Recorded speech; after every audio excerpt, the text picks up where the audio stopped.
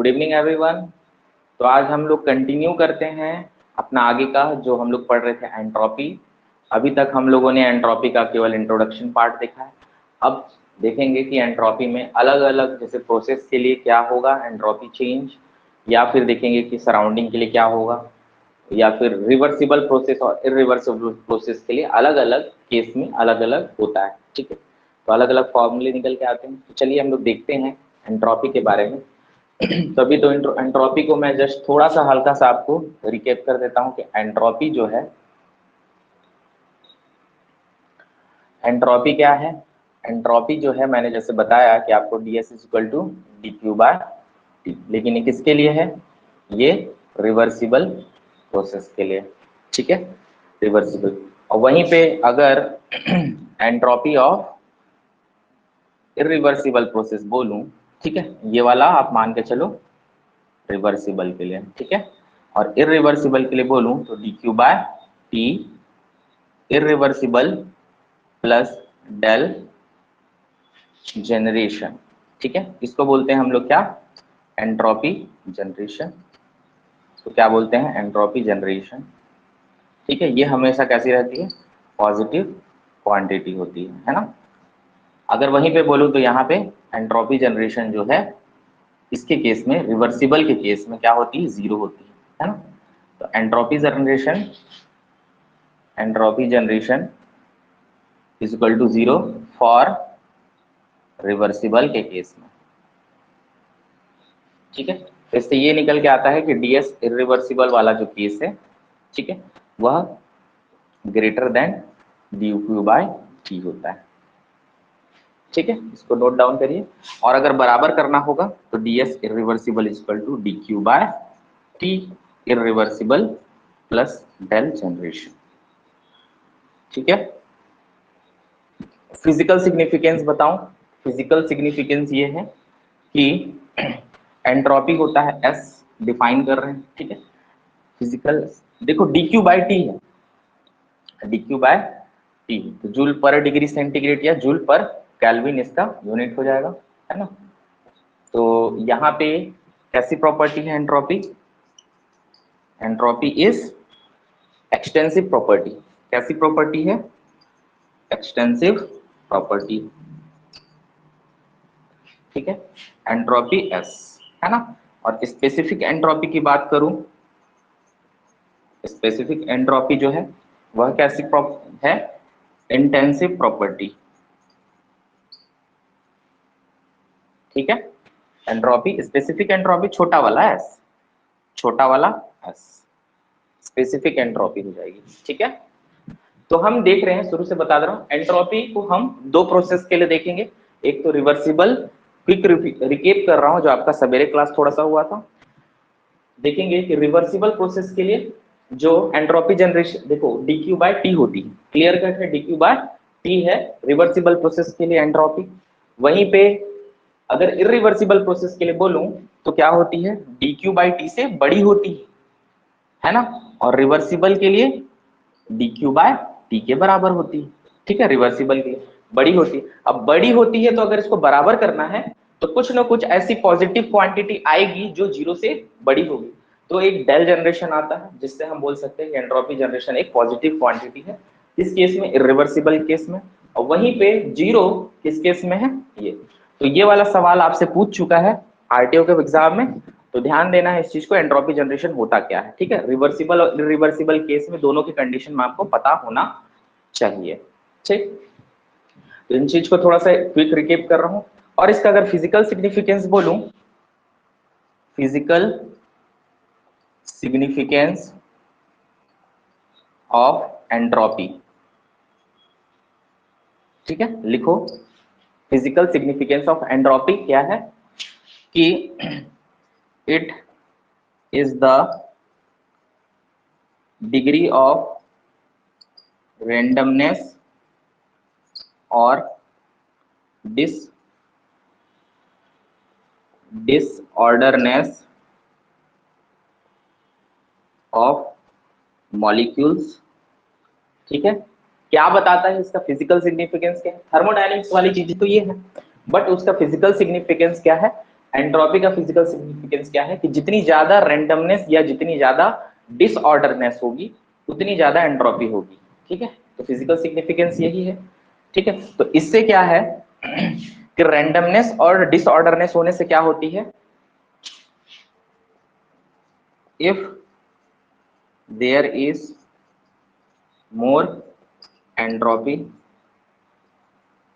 Then the efficiency is less. ठीक है, जिसकी जितनी ज्यादा एंट्रोपी उतना कम इफिशिएंट। ठीक है, जो इंसान अपने आप को ऑर्डर में रखता है, अगर फिजिकल सिग्निफिकेंस बताऊं, जो अपने को ऑर्डर में रखता है, जो अपने आप को संयोजित करके रखता है, ठीक है, कि अपने बुक्स को अच्छे से जमा के रखता है, अपने घर को अच्छे से मेंटेन करके रखता है, मतलब वो है ऑर्डर के साथ वो कर रहा है, मतलब अपना चीज को ठीक ठाक कर रहा है, तो उसकी एंट्रोपी लेस होगी। और जो बहुत फैला के रखते हैं चीजों को, डिसऑर्डर है, जिसका जीवन डिसऑर्डर है, अपने आप को सिस्टमेटिक और डिसिप्लिन नहीं रखता है, ऐसे इंसान की एंट्रोपी क्या है, अधिक है। ठीक है, तो हम फिजिकल सिग्निफिकेंस में बोल सकते हैं कि अगर जो इंसान अव्यवस्थित है, जो अव्यवस्थित है, उसकी एंट्रोपी अधिक होगी। ठीक है, और जो इंसान व्यवस्थित है उसकी एंट्रोपी कम होगी, क्योंकि जिसकी ज्यादा एंट्रोपी है वह उसकी इफिशिएंसी कम होगी। ठीक है, if there is more entropy then the efficiency is less. ठीक है, जिसकी एंट्रोपी अधिक है उसकी इफिशिएंसी लेस है। ठीक है, और अगर एंट्रोपी यहाँ पे डेल, अब इसमें देखो एक क्विक रिव्यू मैं इंट्रोडक्शन पार्ट में आपको दे दिया। और डेल जनरेशन जो होता है यही डिसाइड करता है, ये क्या है मेरा, यही डिसाइड करता है इरिवर्सिबिलिटी को, है ना। तो डेल जनरेशन डिसाइड्स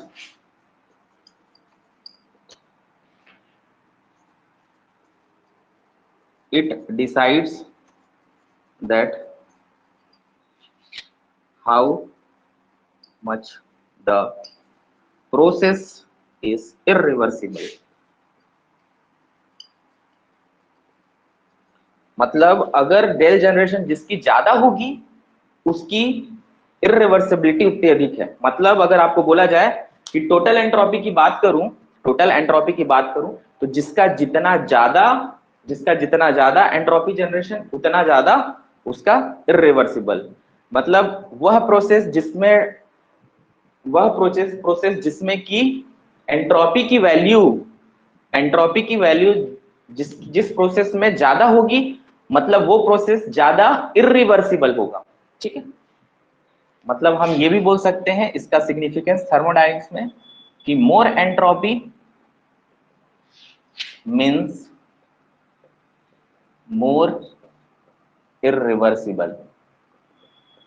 किसी प्रोसेस की अगर एंट्रोपी अधिक है मतलब वह ज्यादा इरिवर्सिबल। इरिवर्सिबल मतलब रैंडम है, बहुत ज्यादा इधर उधर, स्पॉन्टेनियस प्रोसेस है। ठीक है, इरिवर्सिबल प्रोसेस को हम लोग स्पॉन्टेनियस प्रोसेस भी बोलते हैं। कभी कभी याद रखिएगा, कभी ये पॉइंट अगर नहीं लिखाया होगा तो लिख लीजिएगा कि इरिवर्सिबल को हम लोग क्या बोलते हैं, स्पॉन्टेनियस प्रोसेस भी बोलते हैं, तुरंत हो जाने वाला प्रोसेस, है ना। इरिवर्सिबल जो है वह स्पॉन्टेनियस प्रोसेस जल्दी हो जाता है, और reversible process very slow process, बहुत स्लो प्रोसेस होता है। ठीक है, तो इसको याद रखिएगा। कुछ बातें हैं जो तुरंत से हो जाने वाली प्रोसेस इरिवर्सिबल है ना। तो इस बोर्ड में बहुत सारी चीजें हैं जो आने की संभावना है, तो इसी में एकदम शॉर्ट में पूरा लिख दिया हूं। ठीक है, स्टार्टिंग का पूरा। ठीक, और डेल डेल जनरेशन क्या है, एक पाथ फंक्शन। ठीक है, पाथ फंक्शन याद रखिएगा, depends on path, depends on path. ठीक है, और एंट्रोपी क्या है, एंट्रोपी इज, देखो मैं हर जगह इधर उधर फैला के लिख रहा हूं, लेकिन आप लोग उसको सिस्टमेटिक वे में सीक्वेंस में लिख सकते हैं। एंट्रोपी क्या है, एक प्रॉपर्टी है। प्रॉपर्टी का मतलब क्या होता है, पॉइंट फंक्शन। ठीक है, मतलब एंट्रोपी जो है, देखो यहां से लिख रहा हूं, ध्यान देना इस चीज को।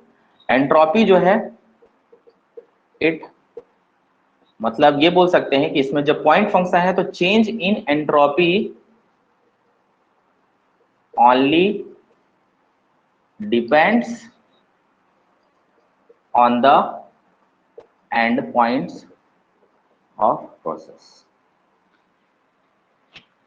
ठीक है, बहुत सारी चीजें यहाँ पे लिख दिया हूं, इसमें यहीं पे कहानी खत्म है एंट्रोपी की।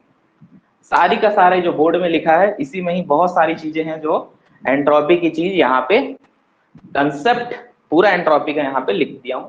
ये फिजिकल सिग्निफिकेंस है जो हम लोग दैनिक दिनचर्या में अगर हम लोग इस्तेमाल करें एंट्रोपी वर्ड का, तो एंट्रोपी जिसकी अधिक उसकी ज्यादा रैंडमनेस, मतलब उसकी लेस इफिशिएंसी, खत्म। ठीक है, और हम बोलेंगे कि एंट्रोपी क्या है, एक प्रॉपर्टी है। प्रॉपर्टी क्या होती है, प्रॉपर्टी एक पॉइंट फंक्शन होती है, इसलिए पॉइंट फंक्शन। तो ये क्या करेगी, डिपेंड्स ऑन पॉइंट ओनली। तो इसकी जो चेंज इन एंट्रोपी होगी वह एंड पॉइंट्स पे ही डिपेंड करेगी। ठीक है, एंड पॉइंट्स पे डिपेंड करेगी। आज सवेरे क्लास में मैं इरिवर्सिबल प्रोसेस रहे या रिवर्सिबल प्रोसेस रहे, चेंज इन एंट्रोपी दोनों के लिए सेम आती है। ठीक है, सवेरे क्लास में ये बताया हूं। ठीक, और इरिवर्सिबल के लिए ज्यादा होती है dq/t। रिवर्सिबल के लिए एंट्रोपी की वैल्यू ये वाली है dq/t। ठीक है, तो इसका यूनिट क्या हो सकता है, यूनिट इज q का जूल, इसका टेम्परेचर, तो जूल पर डिग्री सेंटीग्रेड बोल सकते हो, जूल पर डिग्री सेंटीग्रेड या जूल पर केल्विन, जो भी आपको बोलना है बोल सकते हैं। ठीक है, तो ये यूनिट हो जाएगी इसकी।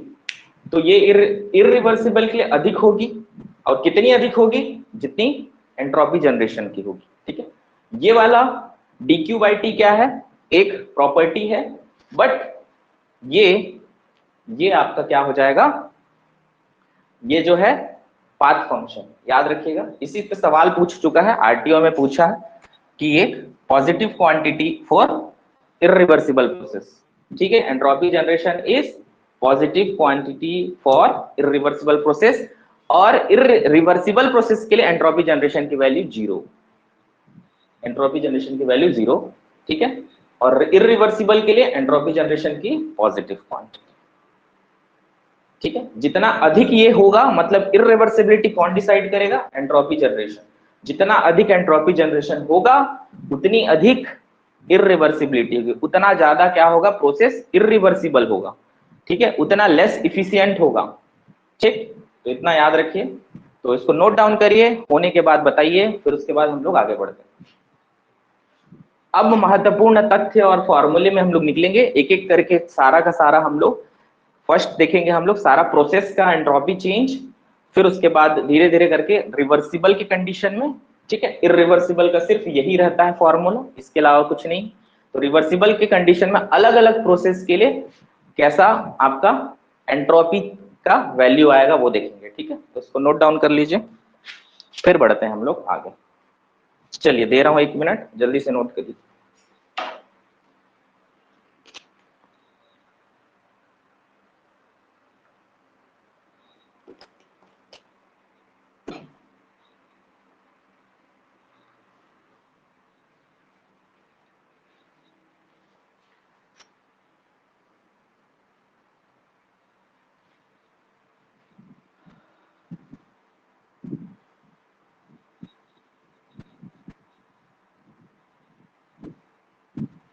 अच्छे सीक्वेंस में बोर्ड में रैंडम लिख दिया हूं मैं, मतलब ये जो मेरी लिखने की लिखावट है इसकी एंट्रोपी ज्यादा है, मतलब मैं लेस इफिशिएंट है, इसको सिस्टमेटिक नहीं लिखा है। इसको ये भी बोल सकते हैं, कहीं यहाँ लिखा है कहीं यहाँ, तो आपको उसको देखते हुए अपने नोट्स में सही ढंग से उसको उतार लेना है। ठीक है, अभी तक ये सवेरे में इतनी ही क्लास में बातें हुई हैं। ठीक है, आगे चलते हैं हम लोग, देखते हैं अब।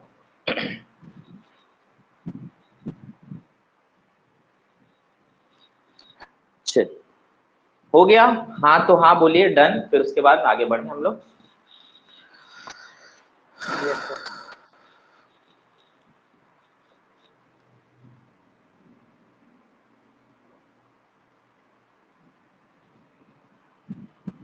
जो भी आप लोग चैट चैट में लिखिएगा। ठीक है, उसमें आप माइक में बोलने की जरूरत नहीं है, क्योंकि यहाँ पे हो जाता है। ठीक है, जो भी लिखना है चैट पे लिख दीजिए, हाँ से हो गया, फिर आगे बढ़ते हैं। ठीक, चलिए मैं मिटा रहा हूँ, उम्मीद करता हूँ कि हो गया होगा। 1 2 3 4 5, okay.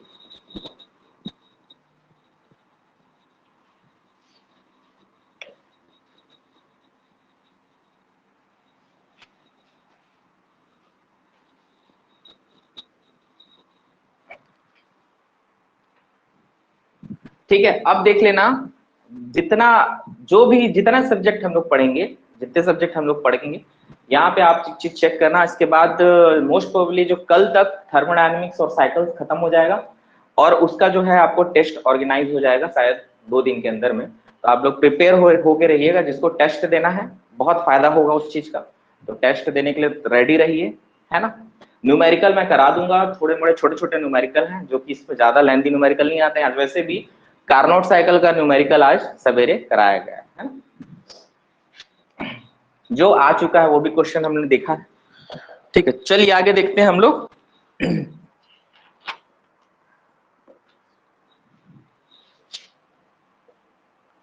Entropy change in a system for reversible process. ठीक है, पहला केस 1 देखते हैं। अगर मान लो केस 1 एक साइड लिख रहा हूं, केस 2 और तीसरा अलग इधर लिखेंगे। ठीक, तो केस 1 में देखेंगे, जब रिवर्सिबल प्रोसेस में हीट एडिशन होगा, रिवर्सिबल प्रोसेस में हीट एडिशन होगा, ठीक है। तो पहला reversible heat addition process. Heat addition होने का मतलब क्या है? हीट एडिशन का मतलब होने का मतलब क्या है कि हीट एडिशन मतलब हीट क्या है, आ रहा है बाहर से, ऐड हो रहा है सिस्टम में, मान लो। ठीक है, ये बात हो रही है सिस्टम की, बहुत ध्यानपूर्वक ध्यान देना, सिस्टम की बात होगी। अगर सिस्टम में हीट ऐड होगा तो क्या होता है, ये पॉजिटिव, इसलिए ये पॉजिटिव होगा।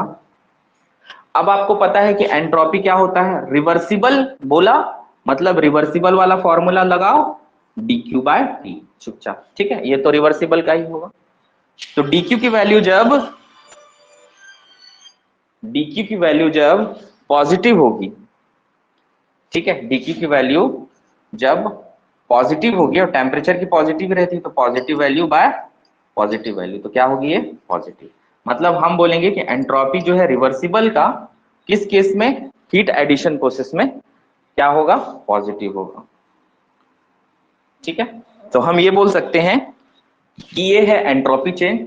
तो एंट्रोपी चेंज फॉर प्रोसेस 1 से लेके 2 तक मैं बोलूं तो ds मतलब S2 माइनस S1। ठीक है, तो S2 minus S1 is greater than 0।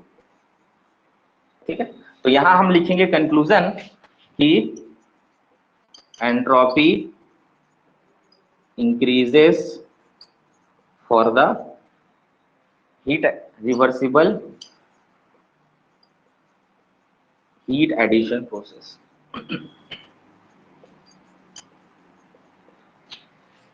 ठीक है, पॉजिटिव क्वांटिटी मतलब क्या है, ग्रेटर देन 0। पॉजिटिव क्वांटिटी मतलब ग्रेटर देन 0। एंट्रोपी चेंज की बात हो रही है, मतलब ds मतलब H2 माइनस S1 एक प्रोसेस में, तो एंट्रोपी ग्रेटर देन 0। तो entropy increases for the reversible heat addition process. जहां आप हीट ऐड करेंगे वहां पे एंट्रोपी इंक्रीज होगी, किसके लिए, सिस्टम के लिए, किसके लिए, सिस्टम। ठीक है, case 2 reversible heat rejection process, वही प्रोसेस 1 से 2 तक, वही प्रोसेस 1 से लेके 2 तक। क्लियर हुआ, dq पॉजिटिव क्यों, क्योंकि heat added to the system, system में कभी भी हीट ऐड होगा तो पॉजिटिव होगा। ठीक है, रिवर्सिबल के लिए dq बाई टी बोलेंगे। ठीक है, आपको पता है सिर्फ dq by T plus equal होता है केवल dq बाई टी के रिवर्सिबल प्रोसेस में, पहले ही क्लियर कर दिया हूं। ds रिवर्सिबल जब ये पॉजिटिव है टेम्परेचर तो पॉजिटिव रहेगा। ठीक है, पॉजिटिव रहेगा, कुछ ना कुछ उसका एक टेम्परेचर है, केल्विन में तो हमेशा पॉजिटिव रहता है, इसको तो एब्सोल्यूट टेम्परेचर लेते हैं, है ना। तो ये पॉजिटिव रहेगा, ये पॉजिटिव। ठीक है, तो पॉजिटिव आ गया, तो S2 माइनस S1 ds, तो ये greater than 0। Entropy increases for the reversible heat addition process. यहां वैल्यू क्या हो जाएगी, dq की वैल्यू, रिवर्सिबल हीट रिजेक्शन, जब हीट रिजेक्ट होगा क्यू रिजेक्शन यहाँ पे नेगेटिव होगा। ठीक है, जब रिजेक्ट हुआ तो सिस्टम से रिजेक्ट हुआ तो नेगेटिव, सिस्टम से रिजेक्ट हुआ तो नेगेटिव, तो मैं बोलूंगा D Q is equal to negative.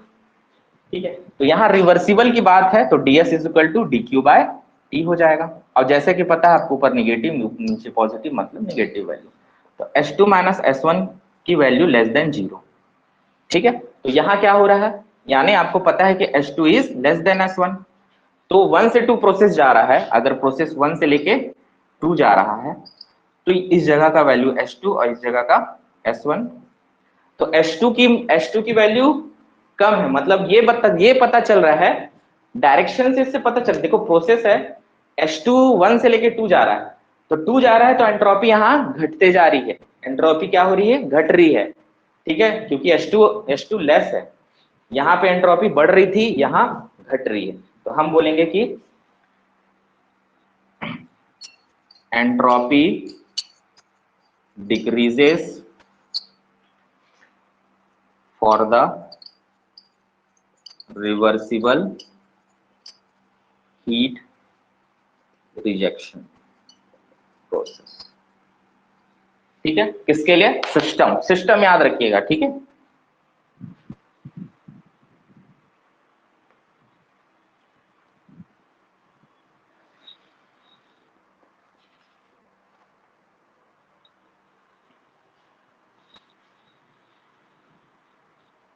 ठीक है, case 3,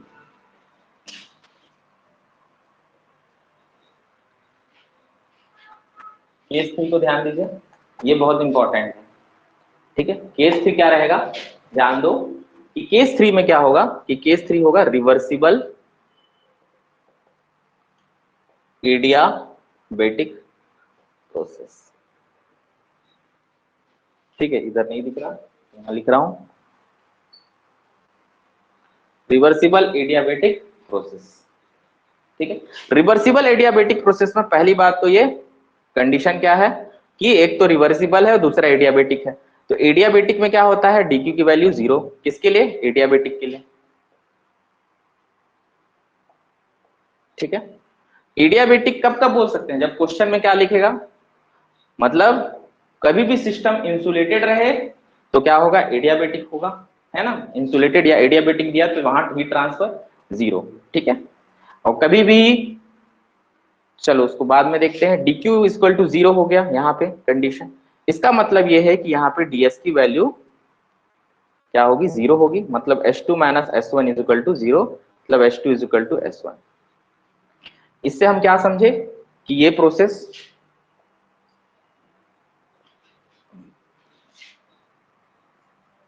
entropy remains constant for reversible adiabatic process. ठीक है, entropy remains constant for reversible adiabatic process. और इससे एक चीज समझ में आया, जब कांस्टेंट एंट्रोपी है मतलब इसको बोलते हैं हम लोग, एक और नाम है इसका आइसेंट्रोपिक प्रोसेस। ठीक है, आइसेंट्रोपिक प्रोसेस बहुत इंपॉर्टेंट पॉइंट है, इससे पूछता है आपसे क्वेश्चन। ठीक है, मतलब आइसेंट्रोपिक प्रोसेस मतलब एंट्रोपी कांस्टेंट। अगर आपसे सवाल पूछा कि कौन सा प्रोसेस आइसेंट्रोपिक है जिसमें एंट्रोपी कांस्टेंट है, तो आप बोलिएगा reversible adiabatic process. Reversible adiabatic process जो है उसमें एंट्रोपी कांस्टेंट रहती है, मैंने आपको बता दिया है। ठीक है, ds dq 0 है तो 0 हो जाएगा, तो H2 बराबर S1, मतलब एंट्रोपी यहाँ पे कांस्टेंट हो गई। एंट्रोपी जब कांस्टेंट है इसका मतलब इसको हम लोग बोलते हैं आइसेंट्रोपिक प्रोसेस। ठीक है,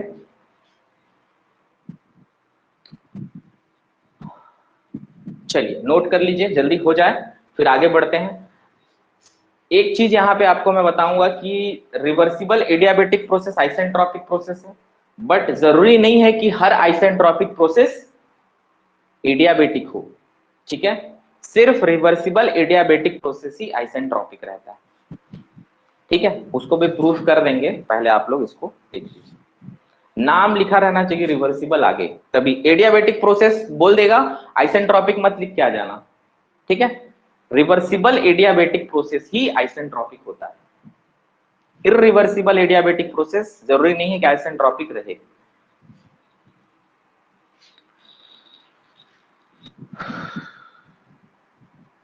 देखो इररिवर्सिबल एडियाबेटिक आइसेंट्रोपिक क्यों नहीं होगा? डीएस इररिवर्सिबल क्या होता है? DQ by T plus del generation, और ये क्या होती है हमेशा? Positive value. क्या होती है हमेशा? Positive value. ठीक है, तो डीक्यू बाई टी ये तो जीरो हो जाएगा। अगर एडियाबेटिक के लिए देखूं, एडियाबेटिक के लिए देखूं तो ये वाला पोर्शन पूरा जीरो, क्योंकि डीक्यू की वैल्यू जीरो। तब भी क्या आएगी? तब भी डीएस की वैल्यू पॉजिटिव ही आएगी। मतलब यहां इंक्रीज हो रहा है। एडियाबेटिक प्रोसेस में इररिवर्सिबल केस में क्या हो रहा है? एंट्रोपी बढ़ रहा है, क्योंकि पॉजिटिव वैल्यू आ रही है, क्योंकि डेल जनरेशन की वैल्यू पॉजिटिव है। अब पॉजिटिव है मतलब हमें इररिवर्सिबल एडियाबेटिक प्रोसेस आइसेंट्रोपिक नहीं है, नहीं है। ठीक है, सिर्फ रिवर्सिबल एडियाबेटिक प्रोसेस ही आइसेंट्रोपिक है। ठीक है, तो इस चीज को याद रखिएगा, मार मत देना कि हाँ एडियाबेटिक है तो ये आइसेंट्रोपिक है, बस इस चीज को कंसीडर करना है हमको। तो यहाँ पे एडियाबेटिक कंडीशन में तो हमेशा पॉजिटिव आएगी। तो एडियाबेटिक से हमको एक चीज और समझ में आ रहा है, पॉइंट और लिखवा रहा हूं आप लोग को, पहले तो इसको नोट डाउन कर लो। इससे एक कंक्लूजन निकला, हो जाए तो चैट बॉक्स में जल्दी से बताइएगा हाँ सर हो गया।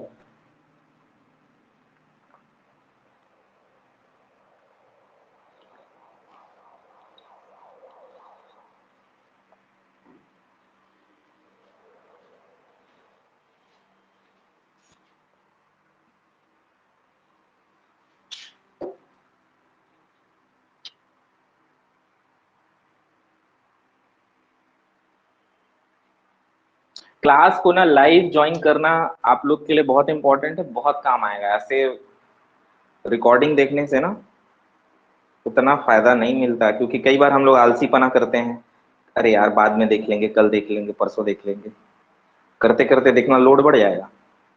और एक महीने के अंदर में, एक महीना 5-6 दिन के अंदर में पूरा मैकेनिकल खत्म हो जाएगा, और कम से कम आपके पास 100, 120, 130 घंटे का क्लास पड़ा रहेगा, है ना?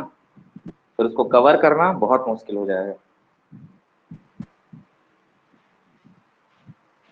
इसलिए ना जो है उसको अभी करो, है ना? अभी क्लास कर लिए, और अपने को फॉरवर्ड करते बनता नहीं है, तो जो चलता रहता है उससे धीरे धीरे धीरे दिमाग में सब चीज घुस जाता है।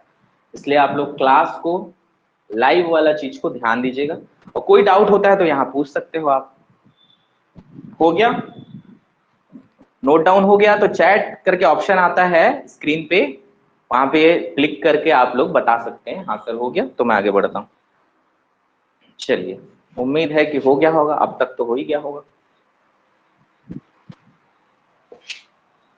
हो गया? चलिए, हाँ, तो अब बात कर रहे हैं कि रिवर्सिबल एडियाबेटिक प्रोसेस की बारे में बात कर लूं। चलो आ जाइए। एडियाबेटिक दो प्रकार का होता है, एक तो मेरा रिवर्सिबल होता है, हाँ, और दूसरा क्या होता है? इररिवर्सिबल होता है। मुझे पता है रिवर्सिबल के केस में एंट्रोपी क्या होगा? dq by T only. ठीक है, तो इसमें रिवर्सिबल, अब एडियाबेटिक का मतलब ये तो श्योर शॉर्ट है ना? dq equal to zero. जब एडिया रिवर्सिबल में dq बाई टी है तो dq की वैल्यू जीरो, मतलब ds की वैल्यू जीरो, और यहाँ s1 is equal to s2 बोल सकते हैं। मतलब यहाँ पे आइसेंट्रोपिक प्रोसेस है ये। इररिवर्सिबल का case ds irreversible dq by T, irreversible के प्रोसेस वाला प्लस डेल जनरेशन, जो कि कैसी वैल्यू है? एक पॉजिटिव वैल्यू है। तो हम बोलेंगे अगर ये जीरो हो गया तो ds इररिवर्सिबल जो है जीरो हो गया, प्लस डेल जनरेशन तो रहेगा ही, मतलब ये ds की वैल्यू हमेशा पॉजिटिव रहेगी। s2 minus s1 greater than zero, तो s2 is greater then s1। यहाँ पे क्या हो रहा है? यहाँ पे क्या हो रहा है? एंट्रोपी इंक्रीज कर रहा है। ठीक है, तो इससे क्या कंक्लूजन निकला, एक नया क्वेश्चन बन के तैयार हो गया, एक नया क्वेश्चन बन के तैयार हो गया। अब वो क्वेश्चन है ये पॉइंट, ठीक है, लिख सकते हो, for an adiabatic process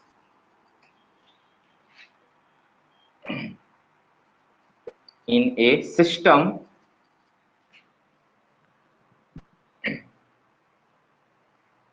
system क्या, ये हर किसी के लिए, यूनिवर्स के लिए बोल सकते हैं, for an adiabatic process entropy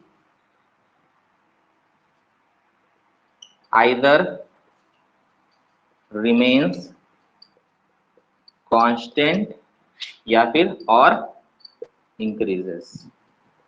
यहां लिखेंगे इट नेवर डिक्रीजेस, ठीक है, मतलब एडियाबेटिक के लिए कभी भी एंट्रोपी डिक्रीज नहीं होती, ठीक है, याद रखिए, चाहे रिवर्सिबल प्रोसेस रहे चाहे इरिवर्सिबल प्रोसेस रहे। यहां रिवर्सिबल में रिवर्सिबल वाला आइसेंट्रोपिक प्रोसेस और इरिवर्सिबल वाला जो है वो हो जाएगा, ठीक। चलिए एक पॉइंट आगे मैं लिखवा रहा हूं,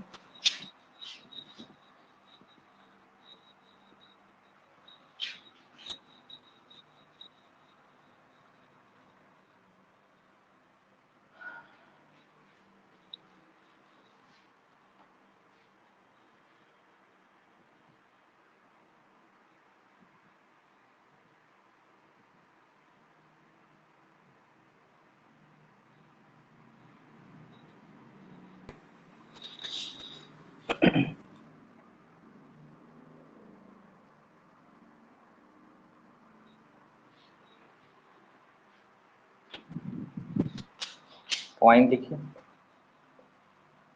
reversible adiabatic process is an isentropic process, but it is not necessary that isentropic process is reversible adiabatic, ठीक है, इसका मतलब रिवर्सिबल एडियाबेटिक प्रोसेस आइसेंट्रोपिक है, बट जरूरी नहीं है कि सारे आइसेंट्रोपिक प्रोसेस रिवर्सिबल एडियाबेटिक रहे, ठीक है, जरूरी नहीं है, आइसेंट्रोपिक मतलब एंट्रोपी कांस्टेंट, ठीक है, जरूरी नहीं है ना। जैसे कि मैं बता दूं कि रिवर्सिबल एडियाबेटिक के लिए क्या जरूरी है, रिवर्सिबल एडियाबेटिक के लिए इसके लिए क्या जरूरी है, डीक्यू की वैल्यू, इसके लिए हमेशा ये जीरो रहेगा, रिवर्सिबल एडियाबेटिक के लिए हमेशा ये जीरो रहेगा, ठीक है, और यहाँ पे क्या होगा, यहाँ पे ये कांस्टेंट रहेगा, मतलब यहाँ पे ये आइसेंट्रोपिक है, ये श्योर शॉर्ट है, ठीक है। लेकिन हमको पता है कि अगर मैं इरिवर्सिबल प्रोसेस ले लूं, इरिवर्सिबल प्रोसेस में क्या होगा, dq by T plus del generation. मान लो ये कोई दूसरा प्रोसेस है, अगर ये कोई दूसरा प्रोसेस है और dq की वैल्यू कुछ ना कुछ होगी, मान लो कि ये वैल्यू इसकी -2 आ गई, इसकी -2 वैल्यू आ गई और इसकी +2 वैल्यू आ गई, मतलब ये जीरो देगा, तब भी आइसेंट्रोपिक हो सकता है, मतलब इरिवर्सिबल प्रोसेस भी आइसेंट्रोपिक हो सकता है, ठीक है, तो आइसेंट्रोपिक प्रोसेस इरिवर्सिबल भी हो सकता है, और वो जरूरी नहीं है कि वो एडियाबेटिक ही रहे, मतलब ये वाला पॉइंट को याद रखिए, ये क्वेश्चन पूछता है। नहीं समझे, ठीक, रिवर्सिबल एडियाबेटिक में आइसेंट्रोपिक है, ये क्लियर हो गया है, सबको पता है dq/t जीरो होता है, रिवर्सिबल में dq/t प्लस, है ना, और लेकिन इरिवर्सिबल प्रोसेस में आइसेंट्रोपिक प्रोसेस का मतलब क्या है पहले ये जान लो। आइसेंट्रोपिक प्रोसेस अगर आया तो इसका मतलब है कि ds की value zero, change in entropy मतलब H2 माइनस S1 की वैल्यू जीरो। ठीक है, H2 माइनस S1 की वैल्यू जीरो होगी।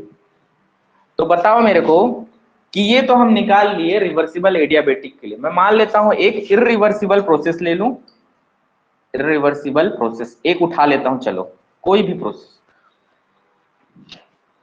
ठीक है, तो आइसेंट्रोपिक प्रोसेस मैं ले लेता हूं एक तरफ कि मेरी H2 माइनस S1 की वैल्यू क्या आनी चाहिए, जीरो आनी चाहिए। कोई ऐसा इरिवर्सिबल प्रोसेस, ऐसा कंडीशन आ सकता है क्या जब H2 माइनस S1 जीरो हो? क्यों नहीं आ सकता? देखो, ds इरिवर्सिबल होता है dq by t plus del generation, ये होता है इरिवर्सिबल के लिए।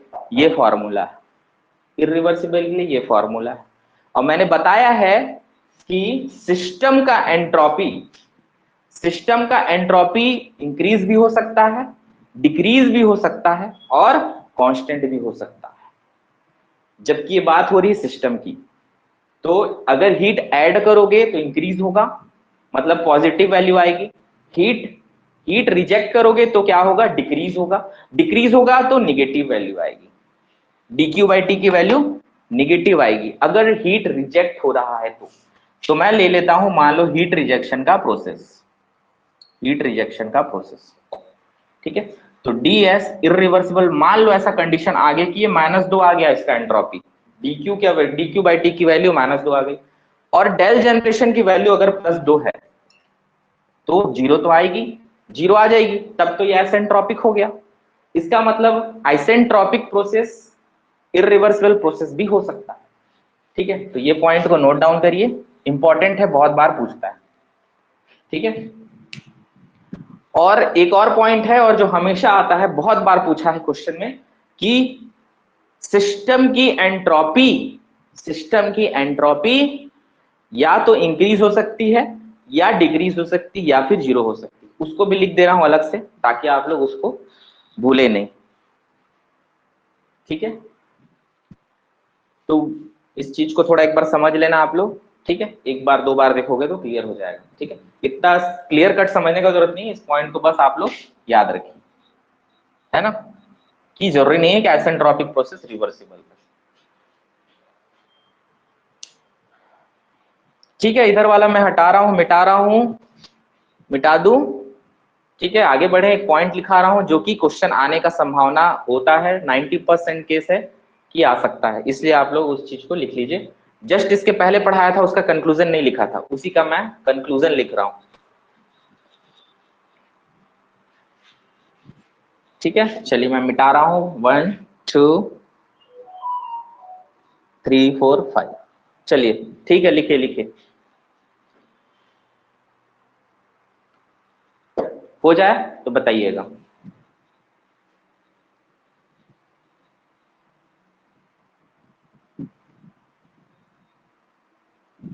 क्लास पे ना बिल्कुल कंसंट्रेट करके आप लोग बैठेंगे, इधर उधर कुछ नहीं, कहीं ध्यान नहीं लगना चाहिए। जहां अपने घर पे हैं आप तो कहीं ध्यान नहीं लगना चाहिए, क्योंकि समय बहुत कम है और कंसेप्ट बहुत ज्यादा है, पूरा मैकेनिकल इंजीनियरिंग है। तो यहाँ पे आप लोग को एक एक चीज, एक एक पॉइंट बहुत इंपॉर्टेंट है, और आपका नोट्स बहुत अच्छे से तैयार होना चाहिए। आज की क्लास, हर दिन की क्लास चलेगी 4 घंटे की, 3 से 4 घंटे क्लास चलेगी। उन 4 घंटे के लिए आपको कम से कम 4 घंटे क्लास का पढ़ना है प्लस रिवीजन करना है। तो कम से कम अगर आरटीओ निकालना है तो मिनिमम आपको 8 से 10 घंटे का मेहनत लगेगा। ठीक है, और ऊपर से टेस्ट की भी तैयारी करनी है। ठीक है, टेस्ट से आपका क्लियर हो जाएगा। क्लास का 4 घंटा, खुद का 4 5 6 घंटा कम से कम पढ़ोगे तभी हो पाएगा, है ना, क्योंकि पोस्ट भी अच्छा है और थोड़ा सा मेहनत करोगे तो बिल्कुल श्योर शॉर्ट हो जाएगा। चलिए मिटा रहा हूं। एक कंक्लूजन, मेरे नोट्स से जितना है आप लोग पूरा डन करिएगा तो बिल्कुल आप लोग को अलग से करने की जरूरत नहीं पड़ेगी। ठीक है, चलिए एक पॉइंट कंक्लूजन है, इसको भी नोट डाउन करिएगा। ठीक है, इन ए रिवर्सिबल ये उसी का कंक्लूजन है ना। प्रोसेस द सिस्टम एंट्रोपी में इंक्रीज डिक्रीज और remains constant depends upon the heat exchange। ठीक है, depending on the heat transfer. Heat transfer का मतलब हीट एडिशन होगा, हीट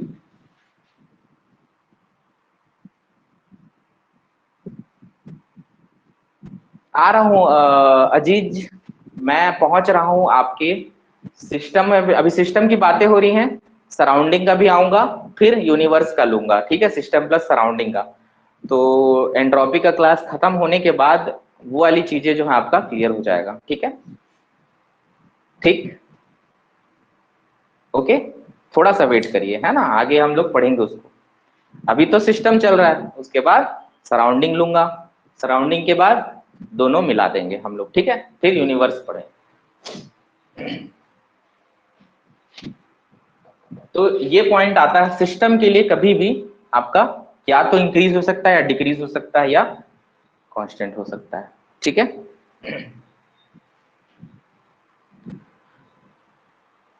सराउंड रिवर्सिबल के लिए अभी की जानकारी के लिए दे दूं कि आपको रिवर्सिबल के लिए हमेशा रिवर्सिबल और इरिवर्सिबल प्रोसेस का दोनों हमेशा एंट्रोपी जो है आपकी यूनिवर्स की इंक्रीज करती है, डिक्रीज कभी नहीं करती। लेकिन अभी से वो चीज नहीं पढ़ना है अपने को, अभी देखते जाना है आगे क्या करना है। ठीक है, चलिए, हो गया, नोट डाउन हो गया। बढ़ते हैं अब आगे। एडियाबेटिक प्रोसेस का भी मैंने बता दिया। ओके, एंट्रोपी जनरेशन भी हम लोग सीख गए, फिजिकल मीनिंग ऑफ एंट्रोपी भी सीख गए हैं। ठीक है, अब चलते हैं हम लोग एंट्रोपी चेंज ऑफ यूनिवर्स। लिखो topic.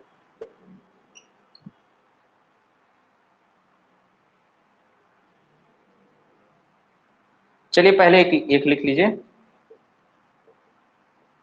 Entropy change of reservoir लिखो।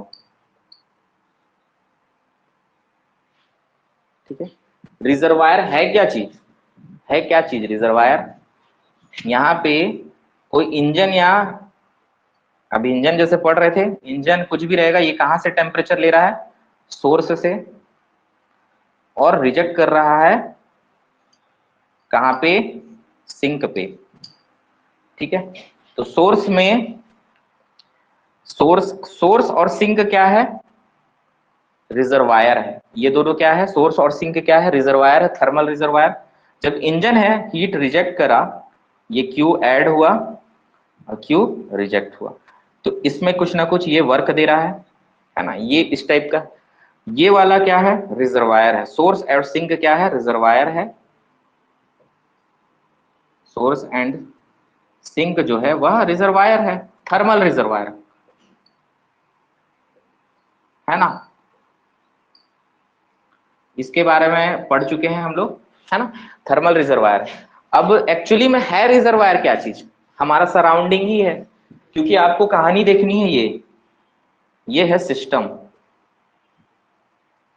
सिस्टम के अलावा बाकी सब सराउंडिंग, मतलब सराउंडिंग से आ रहा है, इस पे ऐड हो रहा है और सराउंडिंग पे जा रहा है। सराउंडिंग मतलब हमारा बाहर का एटमॉस्फेयर, है ना, उस पे। तो heat added to the system, positive heat, rejected by the system, negative heat. ठीक है, लेकिन लेकिन यहाँ पे क्या है कि सोर्स और सिंक के बारे में अपन एंट्रोपी चेंज देख लेते हैं। ठीक है, तो जब सिर्फ और सिर्फ सोर्स और सिंक की बात करोगे तो देखते हैं यहाँ। ठीक है, मिटा रहा हूं।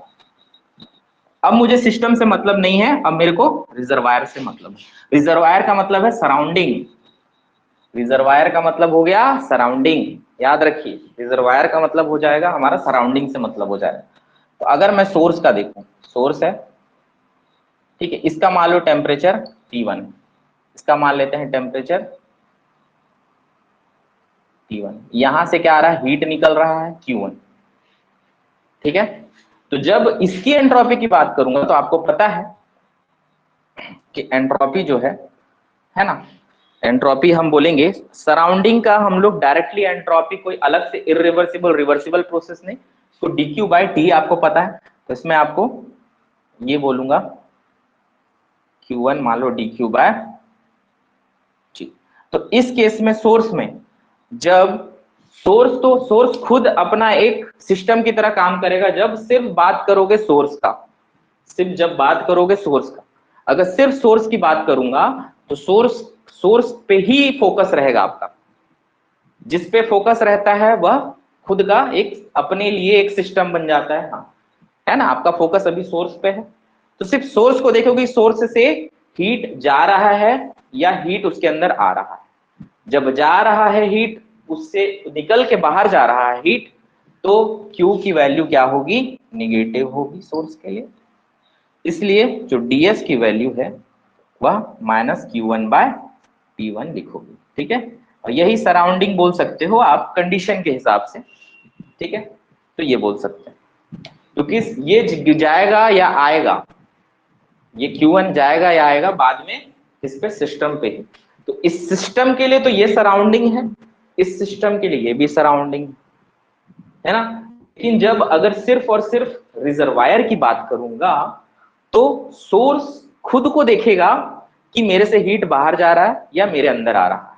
ठीक, तब एंट्रोपी रिजर्वायर का, जब रिजर्वायर से बाहर जाता है हीट तो निगेटिव, जैसे कि इसमें देखो, इससे जो हीट बाहर जा रहा है इसके लिए तो ये हीट निगेटिव हो जाएगा, heat rejected by the system is negative, वैसा ही heat rejected by the source क्या है, निगेटिव। ठीक है, इसके लिए सोर्स के लिए, क्योंकि अब आपका फोकस सिर्फ और सिर्फ सोर्स पे है। ओके, तो ये हो गया। अब सिंक के लिए देखोगे, ठीक है, सिंक में क्या हो रहा है, सिंक ऐसा है, यहां से हीट आ रहा है। ठीक है, मान लो कि Q2 आ रहा है, ठीक है, यहाँ पे आपका सिंक, और ये टेम्परेचर T2 पे।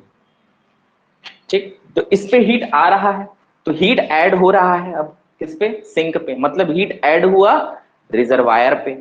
तो हीट जब ऐड होगा तो इसके लिए वो पॉजिटिव आएगा। ठीक है, तो हम बोलेंगे यहाँ पे ds इसके लिए, सिंक के लिए। ठीक है, इसको सिंक ही लिख देता हूं ताकि आप लोग को प्रॉब्लम ना हो। जब मिला दोगे तो सिस्टम के लिए सराउंडिंग हो जाएगा, तो यहाँ पे क्या हो जाएगा, प्लस Q2/।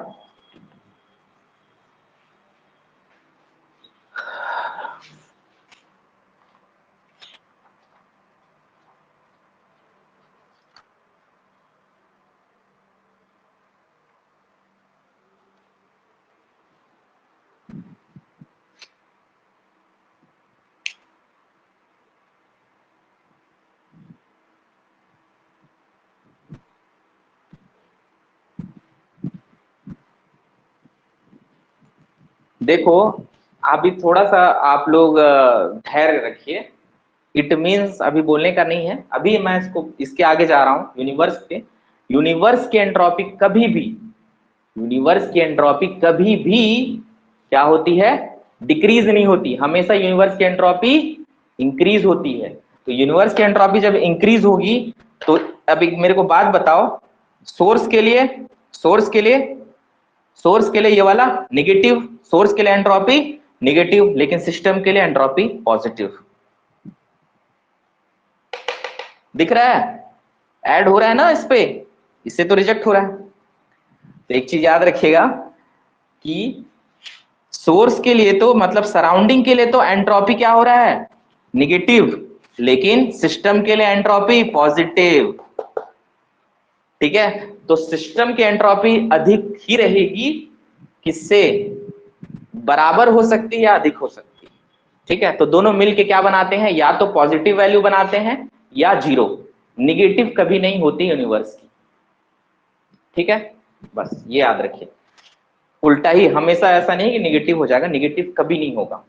ठीक है, तो लिखेंगे अब नेक्स्ट वही चीज पे आ रहा हूं जो आप जानना चाहते हैं। एंट्रोपी चेंज ऑफ यूनिवर्स, ठीक है। एंट्रोपी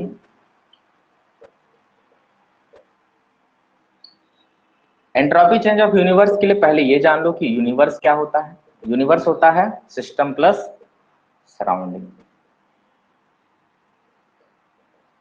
इसका मतलब एंट्रोपी चेंज ऑफ यूनिवर्स की बात करूं तो हो जाएगा entropy change of system plus entropy change of surrounding, ठीक है। Entropy change of system plus entropy change of surrounding, ठीक है, याद रखिए। और कभी भी, मैं बहुत ज्यादा अंदर नहीं जा रहा डिटेल, बस इतना याद रखिए कि हमेशा entropy change of universe greater than और इक्वल टू 0 रहेगी, श्योर शॉर्ट, ठीक है। ग्रेटर देन और इक्वल टू 0 रहेगी, ठीक है। इसका और भी डिटेल बोल सकते हैं, लेकिन हमेशा क्या रहेगा, ये ग्रेटर देन और इक्वल टू 0 रहेगा, ठीक है। इधर का मैं हटा रहा हूं, एक बार आप लोग थोड़ा सा। तो ये बोलेंगे कि according to the second law of thermodynamics,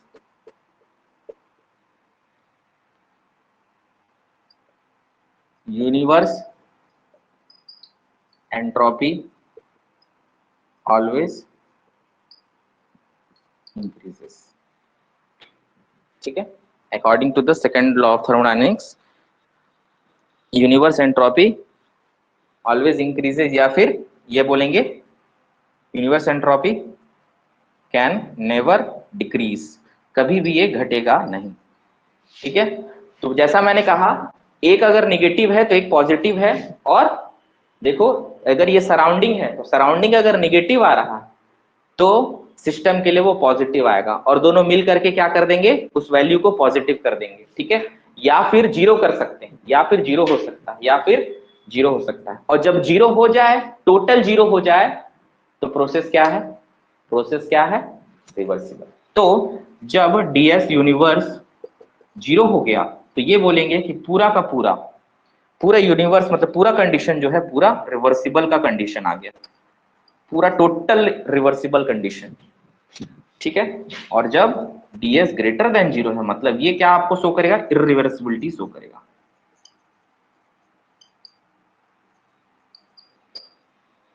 ठीक है। इस चीज को याद रखिए। तो ये अगर मैं पहले बोला जितना कम हो सकता है एंट्रोपी उतना अच्छा है, तो कम एंट्रोपी का मतलब वह रिवर्सिबल की तरफ झुकाव है, और जितनी ज्यादा एंट्रोपी उतना होगा। तो कभी भी एक्चुअल फैक्ट में ही एंट्रोपी कभी घटती है ही नहीं, एंट्रोपी कभी घटती नहीं है, इसीलिए पूरे यूनिवर्स का एंट्रोपी कभी नहीं घटेगा। यूनिवर्स है हमारा एक्चुअल हकीकत कि हाँ पूरा ओवरऑल सराउंडिंग को भी ले रहे हैं और सिस्टम को भी ले रहे हैं, तो वहां पे नहीं घटेगी, ठीक है। मिल के भले ही क्या बना लेंगे, जीरो बना सकते हैं, मिल के भले ही अगर सिस्टम का एंट्रोपी, अगर सराउंडिंग एंट्रोपी निगेटिव आ रहा है तो ये जरूर इतना पॉजिटिव आएगा कि या तो इसको जीरो कर दे या फिर ग्रेटर देन जीरो करेगा, ठीक है। सिस्टम और सराउंडिंग एक दूसरे के लिए उल्टा काम करते हैं। चलिए नोट कर लीजिए, बहुत सारा चीज हम लोग देख चुके हैं, इसके बाहर इस कंसेप्ट को देख लिए तो एंट्रोपी का कोई भी क्वेश्चन अगर आपसे थ्योरी रहे, चाहे छोटा छोटा, ये एक एक लाइन का आ गया न्यूमेरिकल। कभी कभी देखो इसी पे न्यूमेरिकल आ जाता है, कैसे पूछता है, क्यू की वैल्यू दे देगा, बोलेगा कि एंट्रोपी ऑफ सोर्स निकालो, एंट्रोपी ऑफ सिंक निकालो, तो माइनस और प्लस को ध्यान देना है, ठीक है। माइनस आता है सोर्स के लिए, प्लस आता है सिंक के लिए। हो जाए तो बताइएगा, आगे फिर हम लोग बढ़ते हैं, ठीक है।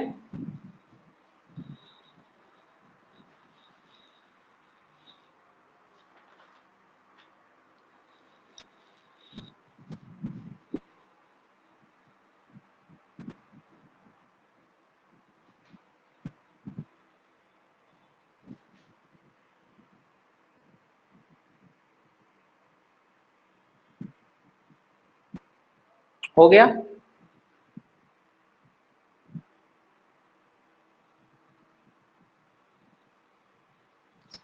एक फायदा है आप लोग का रिकॉर्डिंग हो जा रहा है, अभी रिकॉर्डिंग हाँ हो ही रहा है, रिकॉर्डिंग हो जाता है तो कभी कभी कोई चीज है कि हाँ इस वक्त पे समझ नहीं आया तो तुरंत उसको देख लिए, लेकिन लाइव क्लास करना फायदा होता है। जैसे अभी आप लोग किन्हीं को डाउट है तो वो क्लियर हुआ, तो जिनको डाउट होगा वो क्लियर कर लेंगे तुरंत से।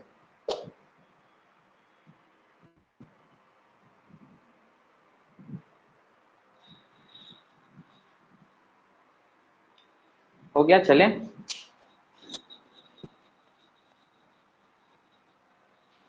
अब देखते हैं हम लोग टीएस डायग्राम देखते हैं।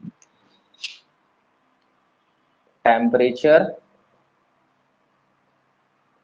एंट्रोपी या फिर बोलेंगे उसको टीएस डायग्राम या टीएस आपका कर्व का प्लॉट, ठीक है। तो हम ये देख रहे हैं यहाँ पे कि टेम्परेचर रहेगा हमारा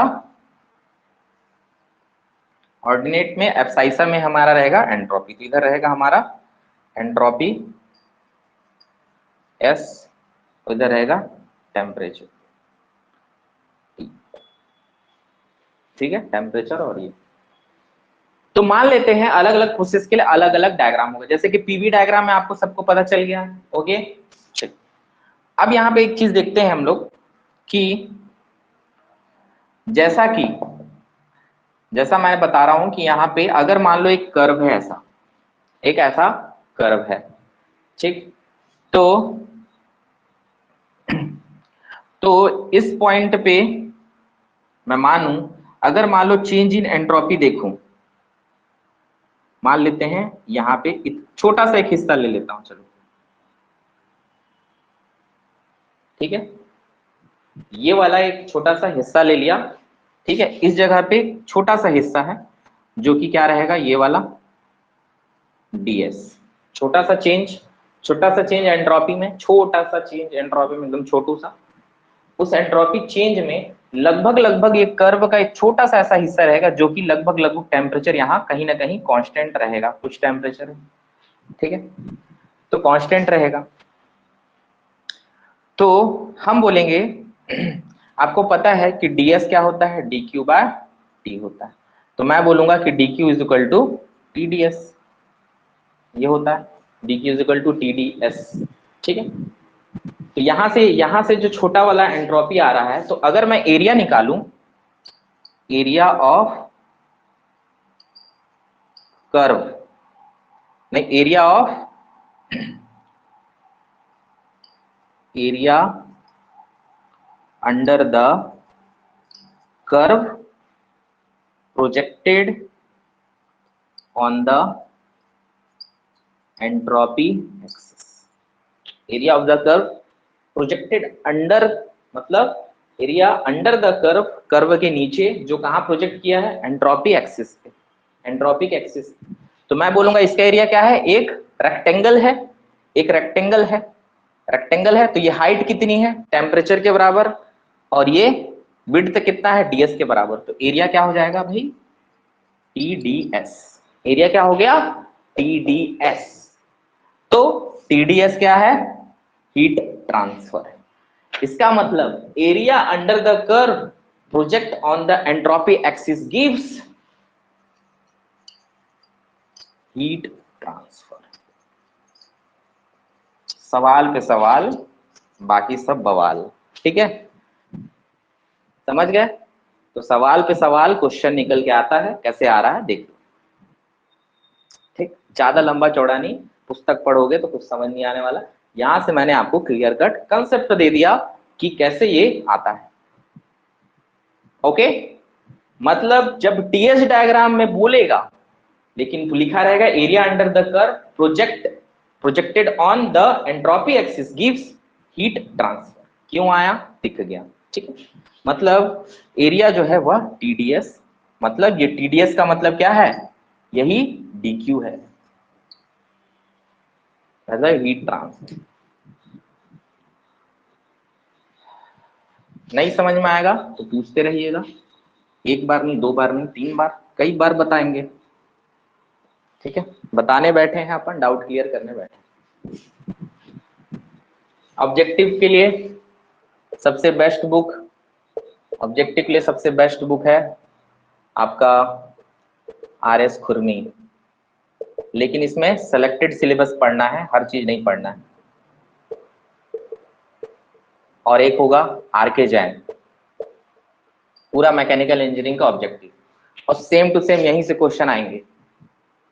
ठीक है, इसी में से क्वेश्चन उठाएगा। ओके, इसकी बहुत मोटी सी बुक आती है, इतनी मोटी सी, मैकेनिकल इंजीनियरिंग की, सब नहीं पढ़ना है उसमें, क्या पढ़ना है नहीं पढ़ना है वो नहीं, जितने क्वेश्चन है अपना कंसेप्ट पढ़ लिए, सारा का सारा क्वेश्चन लग जाएगा। तो अगर लेना है तो मैं प्रिफर करूंगा कि RS खुरमी का आप ले सकते हैं, छोटी ज्यादा मोटा बुक नहीं है, है ना। इसमें क्या है, सेलेक्टेड, ये रिपीटेड कई क्वेश्चन, एक ही क्वेश्चन को 5-6 तरीके से घुमा घुमा के बड़ा बड़ा कर दिया है। इसमें भी हर चीज आपको, इस बुक को लेने के बाद इसका आपको थ्योरी नहीं पढ़ना है। थ्योरी कहां से, यहाँ का क्लास नोट्स पढ़ोगे तो घूम जाओगे, वैसे भी गलत सलत थ्योरी। ठीक है, सिर्फ क्वेश्चन उठाना है यहां से। ओके,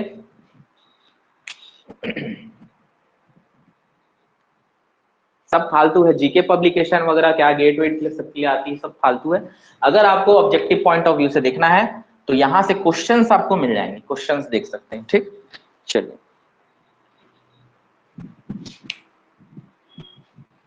हाँ, थ्योरी हमारे क्लास से कवर हो जा रहा है, आप पुराने क्वेश्चन पे उठा के देखो, सब कवर अप होगा। ठीक है, मैं जितना है पॉइंट लिखते जा रहा हूं, यही क्वेश्चन है, यही क्वेश्चन है। ठीक है, ओके, चलिए क्लास करो इसीलिए कह रहा हूं। ओके, चलिए एंट्रोपी, अब हम लोग क्या देख रहे हैं, टेम्परेचर और एंट्रोपी का डायग्राम।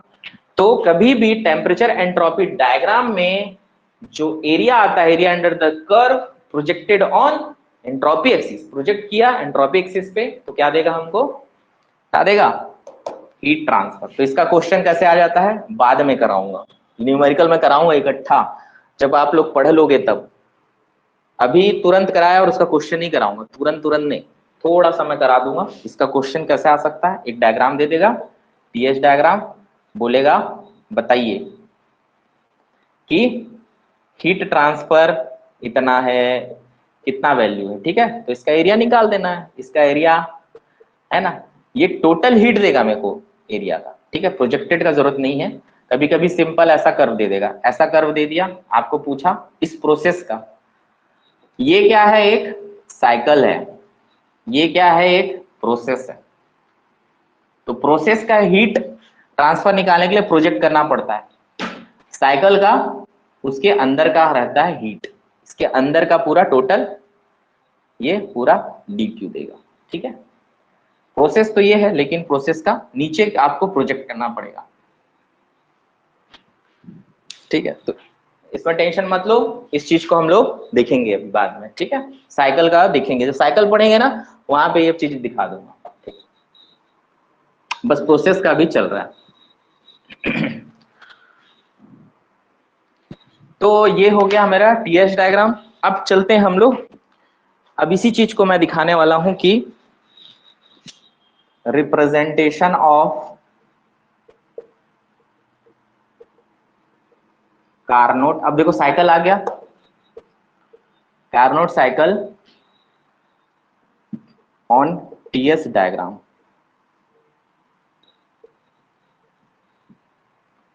TH डायग्राम में एक तरफ मैं PV बना दे रहा हूं, पुरानी यादें, ताकि आप लोग कंपेयर कर सको। PV, ठीक है, ये और ये, ऐसा है, ऐसा है, ये ऐसा है, और ये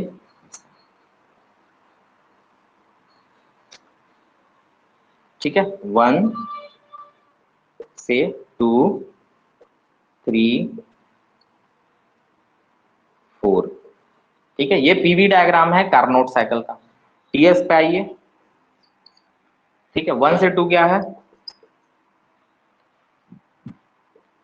आइसो थर्मल, यहाँ पे हीट क्या हो रहा है, ऐड हो रहा है, यहाँ पे हीट रिजेक्ट हो रहा है, ये पुराने क्लास में हो गया है ये वाला। ठीक है, तो आइसोथर्मल हीट एडिशन, 2 से 3 मतलब आइसोथर्मल हीट एडिशन हो रहा है, तो यहाँ पे क्या हो रहा है, आपका एक्सपांसन हो रहा है। बहुत छोटा छोटा बात है लेकिन ध्यान पूर्वक पढ़ना है। ये एडियाबेटिक हीट एडियाबेटिक एक्सपांसन, ठीक है। और 3 से 4 आइसोथर्मल। और ये कार्नोट साइकिल जो होता है वो कैसा साइकिल है, रिवर्सिबल साइकिल है, याद रखिएगा इस चीज को। तो रिवर्सिबल साइकिल में क्या होता है, सारे प्रोसेस क्या होते हैं, रिवर्सिबल होते हैं। तो इसको बोलेंगे हम लोग आइसोथर्मल। 3 से 4 आइसोथर्मल देखो वॉल्यूम कम हो रहा है मतलब कंप्रेशन है। आइसोथर्मल हीट रिजेक्शन प्रोसेस है लेकिन ये कंप्रेशन। 4 से 1 एडियाबेटिक कंप्रेशन। चलिए इसको बनाए। टीएच डायग्राम में अब ध्यान दो, रिवर्सिबल है, जितने प्रोसेस हैं सारे रिवर्सिबल हैं, मतलब इसका जो एडियाबेटिक होगा वो भी रिवर्सिबल होगा। मतलब ये एडियाबेटिक और ये एडियाबेटिक, मतलब 2 से 3 एडियाबेटिक और 1 से 4। और इसका स्लोप ऐसा ज्यादा क्यों है, बताया हूं कि एडियाबेटिक का स्लोप गामा टाइम्स ज्यादा होता है आइसोथर्मल के स्लोप से। पुराने क्लास को देख लेना, ठीक है। ठीक, पूरा कहानी चला है जुड़ जाड़ के, है ना। तो ये वाला चीज आपको याद रखना है। तो अब देखो सारे प्रोसेस रिवर्सिबल है, तो 1 से 2 क्या है, आइसोथर्मल हीट एडिशन प्रोसेस। जब हीट एडिशन होगा तो क्लियर है कि आइसोथर्मल में क्या होता है, आइसोथर्मल में टेम्परेचर कांस्टेंट होता है। तो ये टीएच डायग्राम आ जाएगी। तो टेम्परेचर कांस्टेंट मतलब 1 से लेके 2 ऐसा जाएगा। और ये कैसा प्रोसेस है, हीट एडिशन प्रोसेस। ये कैसा है, हीट ऐड हो रहा है। हीट एडिशन में एंट्रोपी बढ़ेगा, कि बताया था हीट एडिशन में प्रोसेस में सिस्टम में एंट्रोपी बढ़ेगा, बढ़ रहा है, ठीक है। यही अब ये देखो मैं जोड़ दिया ना, एंट्रोपी से लेके आगे चलते हुए मैं डायग्राम पे आ गया। एंट्रोपी बढ़ा, हीट ऐड किए, एंट्रोपी बढ़ा, प्रोसेस वही है। टेम्परेचर कांस्टेंट है तो टेम्परेचर कांस्टेंट रहेगा आइसोथर्मल में। दूसरा रिवर्सिबल एडियाबेटिक प्रोसेस है, रिवर्सिबल एडियाबेटिक प्रोसेस, ठीक है। जब रिवर्सिबल एडियाबेटिक प्रोसेस है तो एक्सपांसन में एडियाबेटिक प्रोसेस में क्या होता है, टेम्परेचर घटता है और ऐसा इस तरीके का। अब ये एंट्रोपी कांस्टेंट, रिवर्सिबल एडियाबेटिक में एंट्रोपी कांस्टेंट, देखो एंट्रोपी सेम रहेगा 2 और 3 का, ठीक। उसके बाद इधर रिजेक्शन में ऐसा, रिजेक्शन प्रोसेस में क्या होता है, घटता है। उसके बाद ये, ठीक है। तो ऐसा डब्बा बन जाएगा आपके कार्नोट साइकिल टीएच डायग्राम, और पीवी में ऐसा, ठीक है। तो कार्नोट साइकिल रिप्रेजेंट कर दिए। कभी कभी डायग्राम चिपका देगा कि टीएच डायग्राम में कैसा दिखेगा, कार्नोट साइकिल या रिवर्सिबल साइकिल, और पीवी डायग्राम इस तरीके से दिखता है। क्यों ऐसा बनता है वो भी मैं रीजन दे दिया।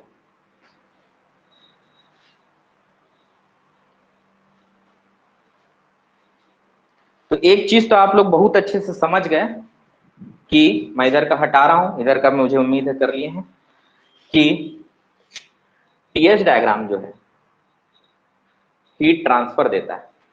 अगर मैं बोलूं कि इस डायग्राम से आप निकाल के दिखाइए हीट, अब ये साइकिल है, साइकिल मतलब इनिशियल पॉइंट और फाइनल पॉइंट सेम होना चाहिए। तो जब ये साइकिल है तो हीट ट्रांसफर इस डायग्राम में साइकिल का इसका पूरा एरिया हो जाता है, इसका पूरा एरिया हो जाता है। तो ये अगर आपका बॉक्स है तो इस पूरा बॉक्स का रेक्टेंगल का एरिया क्या देगा मुझे, हीट ट्रांसफर, है ना। तो हीट ट्रांसफर आप निकाल सकते हैं, ठीक है। हालांकि साइकिल का तो वैसे भी हम लोग Brayton cycle, gas power cycle और रेफ्रिजरेशन साइकिल को पढ़ाऊंगा, वेपर, हम लोग वेपर का कंसेप्ट पढ़ेंगे ना, प्योर सब्सटेंस पढ़ेंगे, वहां से हम लोग इसको आगे बढ़ेंगे। तो एक चीज समझ में आ गया कि रिवर्सिबल रिवर्सिबल प्रोसेस के लिए, रिवर्सिबल प्रोसेस के लिए देखेंगे, जब मैं आइसोथर्मल देखूंगा, आइसोथर्मल हीट एडिशन, तो डायग्राम कैसा बनेगा टीएस का, मैं छोटा छोटा बना दे रहा हूं ऐसा, ठीक है। दूसरा आइसोथर्मल हीट रिजेक्शन के लिए, हीट रिजेक्शन के लिए ऐसा 1 से लेके 2, ठीक। उसके बाद तीसरा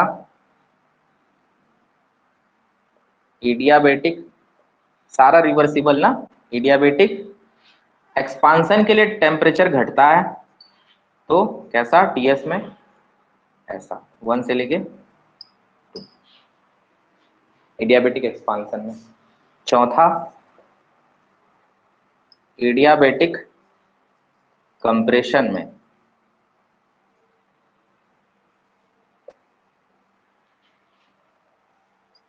वन से लेके टेम्परेचर बढ़ता है। एडियाबेटिक कंप्रेशन में टेम्परेचर क्यों बढ़ेगा, क्योंकि एडियाबेटिक बाहर जो है हीट ट्रांसफर नहीं होगा, मतलब सराउंडिंग में हीट ट्रांसफर नहीं होगा एडियाबेटिक कंडीशन में।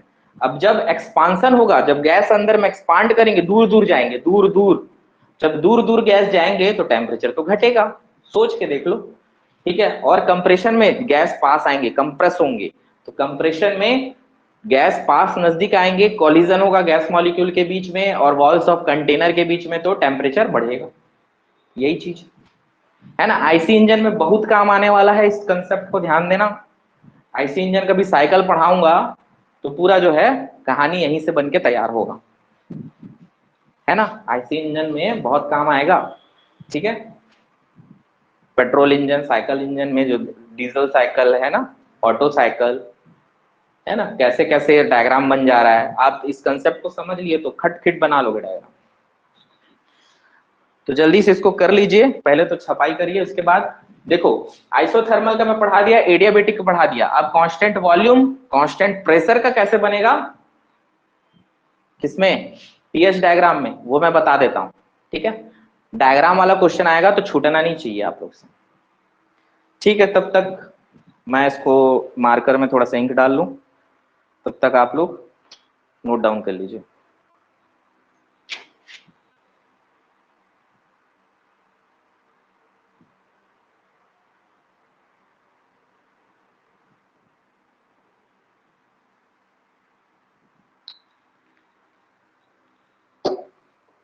और नोट हो जाएगा तो बताइएगा।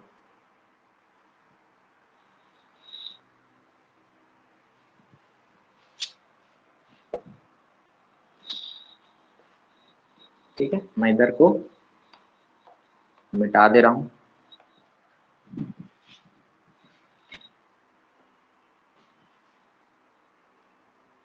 हाँ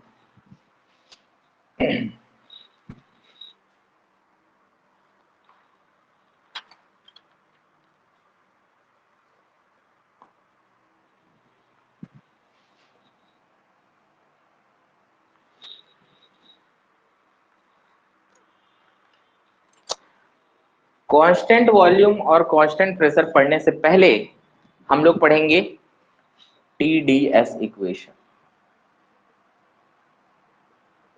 क्योंकि टीडीएस क्या है, हीट ट्रांसफर, है ना, टीडीएस इक्वेशन। तो टीडीएस इक्वेशन के लिए हमको पता है कि प्रोसेस के लिए, ठीक है, टीडीएस इक्वेशन में प्रोसेस के लिए हमको पता है कि dq जो है फर्स्ट लॉ ऑफ थर्मोडायनेमिक्स से du प्लस pdv देता है, ये क्या है, फर्स्ट लॉ देता बताता है। सेकेंड लॉ हमको क्या बताता है, dq is equal to, second law क्या बताता है, ds is equal to dq by t, ठीक है, ये हमको सेकेंड लॉ बताता है, मतलब dq is equal to tds, ये कौन बताता है हमको, सेकेंड लॉ, ठीक है। सेकेंड लॉ हमको हीट TdS के बराबर बता रहा है और ये इस तरीके से बताता है। तो हम बोलेंगे कंबाइन करेंगे दोनों लॉ को, बोथ लॉ को कंबाइन करने पे इसकी वैल्यू उसके बराबर, मतलब हम बोलेंगे TdS is equal to du plus PdV। ये है फर्स्ट TdS इक्वेशन।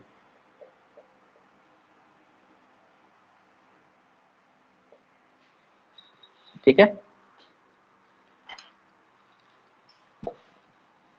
और आप बताइएगा इसको वैलिड फॉर ऑल प्रोसेस, चाहे रिवर्सिबल रहे या फिर इरिवर्सिबल रहे। क्यों? क्योंकि because it connects various properties,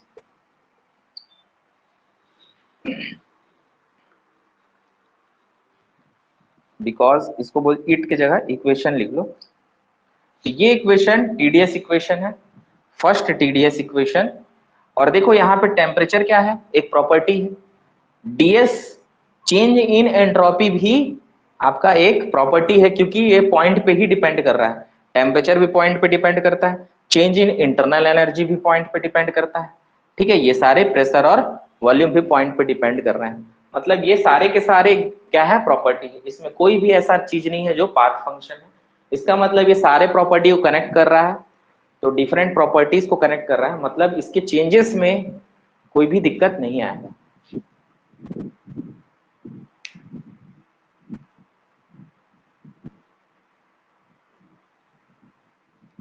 thermo subject sir interest कैसे बनाए, कैसे पढ़ें, उसको अच्छे से कंफ्यूजन बहुत होता है। थर्मो इंटरेस्ट बनाना, इंटरेस्ट आपको बनाना नहीं, आप उस पर थोड़ा सा फोकस रखिए तो अपने आप इंटरेस्ट हो जाएगा। हाँ, मैं ये बोलूंगा कि जैसा कि देखा गया कि क्लास जो है यहाँ अभी जो है क्लास आपकी यहाँ हो रही है, वह है एग्जाम ओरिएंटेड क्लास। क्या है? एग्जाम ओरिएंटेड क्लास, मतलब कि जो एग्जाम है उसके पैटर्न के हिसाब से क्लास। तो थोड़ा सा कोर्स जो है वो थोड़ा सा गतिशील रहेगा, थोड़ा फास्ट रहेगा, बट चीजें हैं जो एग्जाम में आएंगी पूरा कवर अप होगा। तो इंटरेस्ट बनाने के लिए थोड़ा सा आपको ये है कि क्लास को देखिए शुरू से, थोड़ा थोड़ा समझिए, चीजों को एनालिसिस करिए। मैं कोशिश करूंगा कि आप लोग को ज्यादा से ज्यादा समझा के पढ़ाऊं। तो समझा के पढ़ने, समझ के पढ़ने से क्या होता है कि आपको अपने आप इंटरेस्ट आने लग जाएगा। और इंटरेस्ट लाने के लिए एग्जाम पॉइंट ऑफ व्यू से तो इंजीनियरिंग टाइम से आपका ऐसा ही है, क्योंकि आप उस चीज को थोड़ा सा क्या है ना कि आपने सीरियसली नहीं उतना ले पाए थे।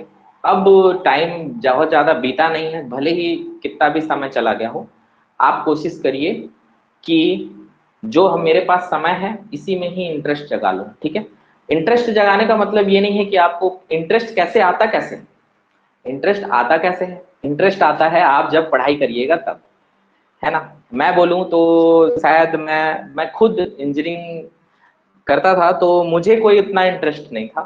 ठीक है, मैं बस जैसे तैसे हम मैं हो जाता था। लेकिन जब ये है कि जब मैं पढ़ाई किया उस चीज को, जब पढ़ा और उसको सीरियसली लिया, तो चीजें समझ में आएंगी। जब आप सीरियसली और समझ के पढ़िएगा ना, तो लगेगा ना कि सारा का सारा चीज जो है ना हमारे सराउंडिंग में है, हर चीज। अगर आप सिर्फ स्टडी करने के लिए पढ़िएगा तो नहीं कर पाएंगे। आप समझ के पढ़िए ना, समझ के मतलब आप ये सोचिए कि मैं नॉलेज ले रही हूँ, मैं ये नहीं या नॉलेज ले रही हूँ या ले रहा हूँ, मैं इसलिए नहीं पढ़ रहा कि मुझे जॉब चाहिए। आप इसको नॉलेज के तौर पे एक्सेप्ट करिए। जहां नॉलेज के तौर पे एक्सेप्ट करोगे ना, आप सीख जाओगे, तब अपने आप इंटरेस्ट आएगा। जैसे कि ये सब चीजें जो हैं, मान लो कुछ चीजें जो हैं अभी तो फॉर्मूला दिख रहा है आपको, लेकिन ये हकीकत में है, ये आप अगर ध्यान दोगे तो एंट्रोपी जैसे फिजिकल सिग्निफिकेंस बताया आपका, आप अपने जीवन में उतार लो एंट्रोपी को, थर्मोडायनेमिक्स की चीजें को, है ना। कि मेरी एंट्रोपी ज्यादा है मतलब मैं रैंडम ज्यादा हूं, मतलब मेरे में इफिशियंसी की कमी है। तो उस टाइप से आप कंपेयर कर सकते हैं, तो चीजें अपने आप इंटरेस्टिंग लगने लग जाएंगी। ठीक, चलिए आगे बढ़ते हैं। बाकी जो है कुछ चीजें हैं, टेंशन नहीं लेना है, हो जाएगा। जितना मैं नोट्स करा रहा हूँ ना उतने को आप अच्छे से कर लो, बस नोट्स को आप ध्यान पूर्वक अच्छे से पढ़ लेना। डेफिनेटली उसका आपको फायदा मिल जाएगा। ठीक है, और बाकी कोई भी एग्जाम होगा, कोई भी एग्जाम आगे टेक्निकल का आएगा तो आपके लिए ये काफी अच्छा रहेगा, है ना।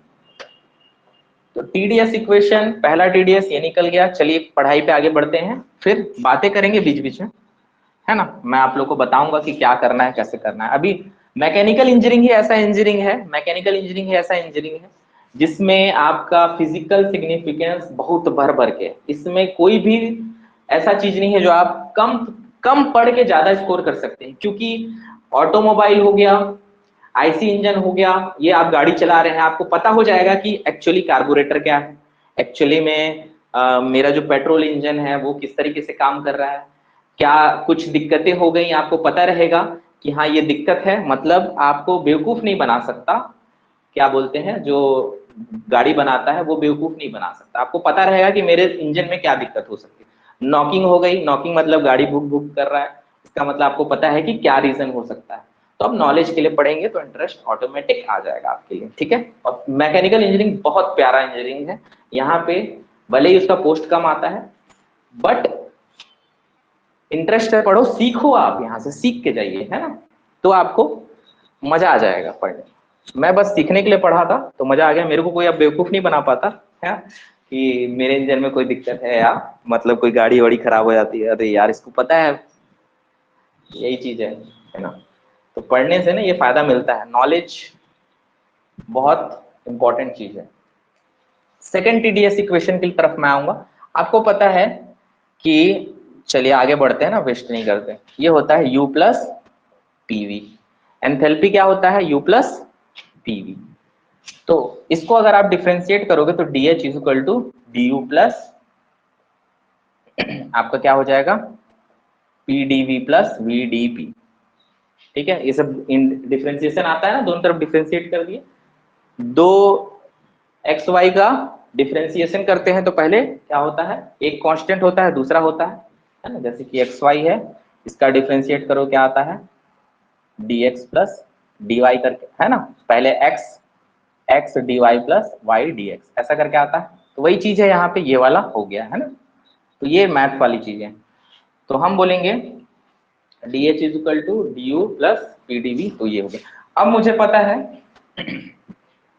TDS is equal to DU plus PDV है ना।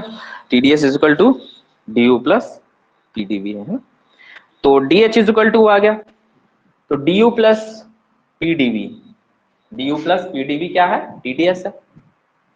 देखो, तो DH is equal to TDS plus VDP।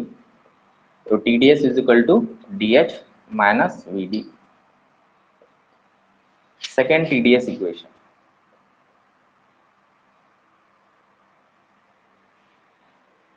ठीक है, तो DU प्लस PDV था TDS, तो यहाँ पे लिख दिया मैंने TDS। तो सेकेंड TDS इक्वेशन, इसको याद रखना बहुत जरूरी, इसी से एंट्रोपी का फॉर्मूला निकलेगा, सुपर इंपॉर्टेंट है। कई बार डायरेक्ट आपके सवाल में ये फॉर्मूला लिख के आता है।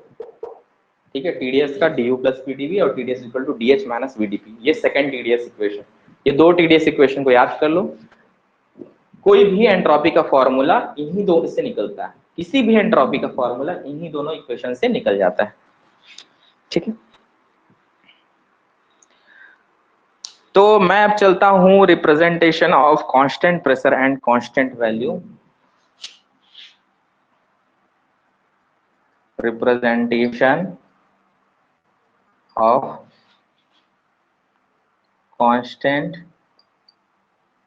Pressure and constant volume lines in TS diagram. ठीक है, टीएस डायग्राम से हम लोग यहां देखेंगे, है?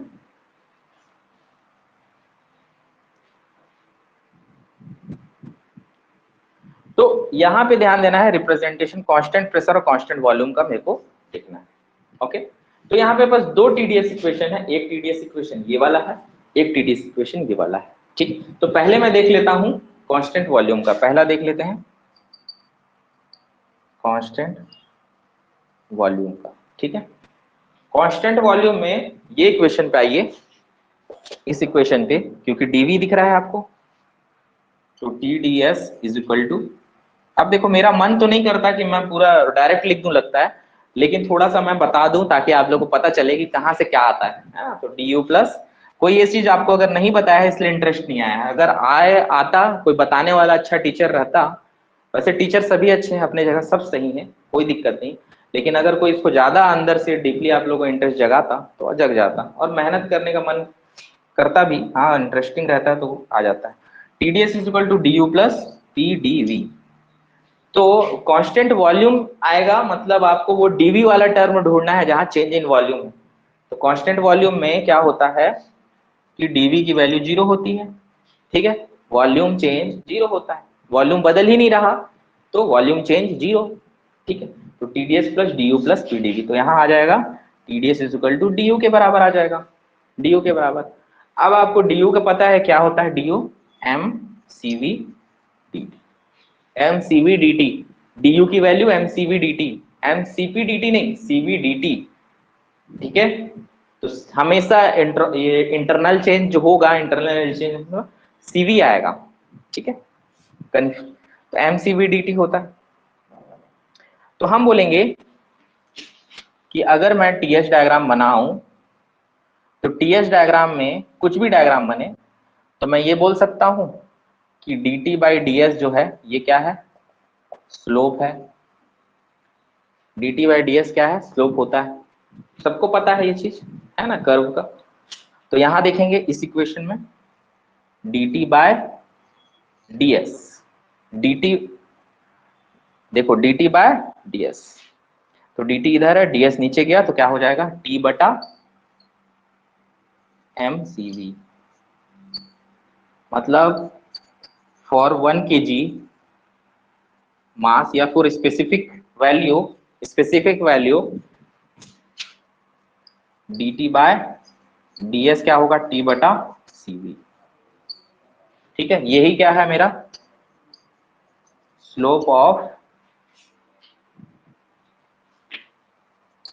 Constant volume on TS diagram, ठीक है।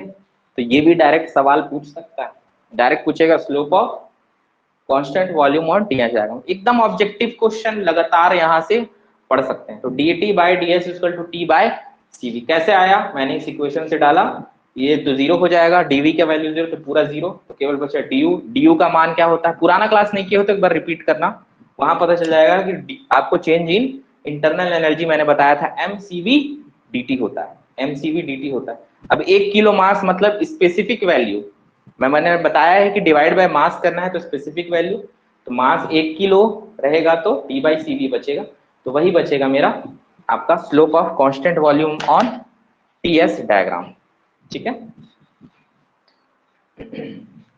अब चलते हैं हम लोग कांस्टेंट प्रेशर पे, ठीक है, फिर मैं आपको कंक्लूड करके मैं बता दूंगा क्या आ रहा है। मतलब एक चीज तो श्योर हो गया कि कांस्टेंट वॉल्यूम क्या है, कोई स्ट्रेट लाइन नहीं है, ये कर्व है, ठीक है, क्योंकि स्लोप आ रहा है उसका। दूसरा कांस्टेंट प्रेशर, कांस्टेंट प्रेशर में डायरेक्टली मैं अब इसको ना करते हुए इस इक्वेशन से ये वाला हिस्सा जीरो हो जाएगा, केवल डीएच आएगा, तो आपको पता है डीएच का मान मतलब डीपी की वैल्यू जीरो, तो TDS is equal to DH के बराबर हो जाएगा। तो TDS is equal to DH क्या होता है, एमसीपी डीटी, तो DT by DS is equal to क्या होगा,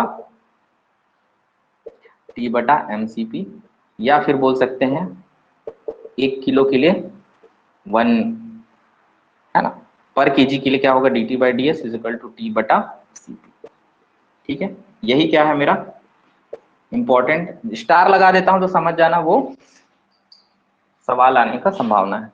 तो टी बाई सी पी ये क्या है, स्लोप ऑफ कांस्टेंट प्रेशर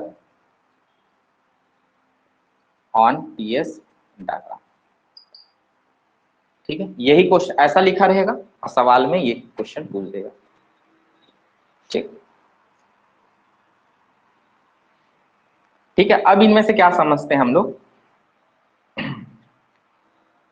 हमको पता है कि सीपी की वैल्यू क्या होती है, सीपी की वैल्यू क्या होती है, सीपी बाय सीवी क्या होता है, गामा। ठीक है, गामा होता है। अब इससे क्या आता है कि सीपी की वैल्यू गामा टाइम्स सीवी, इसका मतलब सीपी की value greater than CV. CP की वैल्यू ज्यादा है सीवी से, मतलब specific heat at constant pressure is greater then specific heat at constant volume. इसका मतलब, इसका मतलब ये हो गया कि सीपी तो क्या हो जाएगा, कौन सा ज्यादा होगा, टी बाई सीपी ज्यादा है कि टी बाई सीवी है। आपको पता है सीपी की वैल्यू अगर ज्यादा है तो ये वैल्यू कम होगी, है ना। तो टी बाई सीवी दोनों में कंपेयर करूं, इस इनमें कंपेयर करो, चलो इनमें कंपेयर करो तो कौन सी ज्यादा रहेगी, सीपी अगर ज्यादा है तो पूरा वैल्यू कम हो जाएगा, है ना। टेम्परेचर अगर सेम है और सीपी और सीवी की वैल्यू आपको पता है कि सीपी की वैल्यू सीवी से अधिक है, इसका मतलब अगर ये ज्यादा वाला वैल्यू डिनोमिनेटर में है नीचे तरफ, तो ये टोटल वैल्यू क्या हो जाएगी, कम हो जाएगी। इसका मतलब ये हो जाएगा। तो इससे क्या समझ के आया कि टी बाई सीवी की वैल्यू अधिक है। तो इससे हमको ये समझ में आया कि स्लोप ऑफ, ये भी एक स्टार लिख दिया ना, slope of constant volume on TS diagram is greater than, है ना, is greater than slope of constant pressure on TS diagram. ठीक है, मतलब slope of constant volume TS में क्या है, अधिक है compare to the constant pressure. तो कैसे बनेगा देखो, वॉल्यूम कांस्टेंट 1 से 2 प्रोसेस 3 प्रोसेस, ये है प्रेशर कांस्टेंट। ठीक, स्लोप किसका अधिक है, देखो स्लोप किसका अधिक है, कांस्टेंट वॉल्यूम का, तो थोड़ा ऊपर उठा रहेगा और प्रेशर का थोड़ा नीचे रहेगा। ठीक है, उधर नहीं ज्यादा दिख रहा है तो इधर मैं हल्का सा यहां से बना दे रहा हूं। ठीक है, कभी भी देखना आना चाहिए आप लोग को, ये वाला वॉल्यूम कांस्टेंट होगा ऊपर वाला और ये वाला प्रेशर। मतलब हम टीएस डायग्राम में भी सीख गए सारा चीज बनाना, सारे प्रोसेस को, है ना, सारे रिवर्सिबल में कांस्टेंट वॉल्यूम का थोड़ा स्लोप ऊपर रहेगा। ठीक है, और यहाँ पे कांस्टेंट प्रेशर का इस तरीके से। ठीक, तो इस चीज को ध्यान दीजिएगा, थोड़ा नीचे है। क्लियर हो गया, चलिए नोट कर लीजिए जल्दी से। और कुछ नहीं समझ में आता तो चुपचाप मत बैठे रहना आप लोग, है ना। एक दो बार तीन बार कुछ भी छोटा से छोटा क्वेश्चन भी होगा, शर्म नहीं खाना है। नहीं बनता तो नहीं बनता, थोड़ा सा भी नहीं बनता तो नहीं बनता, इसलिए मैं बोल रहा हूँ पहला क्लास से लेकर अभी तक का पूरा देख लो, सब समझ में आएगा। 3-4 दिन में थर्मोडायनामिक्स हो रहा है, इतना बड़ा आपका सब्जेक्ट है, तो आप समझ सकते हो कि मैं किस, कहाँ पे किस तरीके से आपको लेके जा रहा हूँ पूरा एग्जाम पर्सपेक्टिव से। अगर 1 महीना अच्छे से मेहनत कर लिए, 2 महीने जितना नोट्स है उतना तैयारी कर लिए, तो आपका डेफिनेटली सेलेक्ट हो जाओगे। टेक्निकल में मैं अब उसको, नॉन टेक का मैं, आप लोग अपने मेहनत के ऊपर है, यहाँ जो नॉन टेक होगा बहुत सारा उसका भी क्लास है, तो बहुत मेहनत करना पड़ेगा।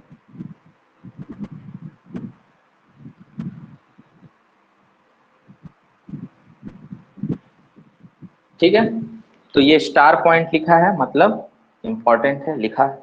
ठीक है, ये ज्यादा होता है, ये भी पूछ सकता है सवाल, ये भी पूछ सकता है। ठीक है, ये इक्वेशन बहुत इंपॉर्टेंट है, इसके पहले वाला इक्वेशन भी इंपॉर्टेंट है।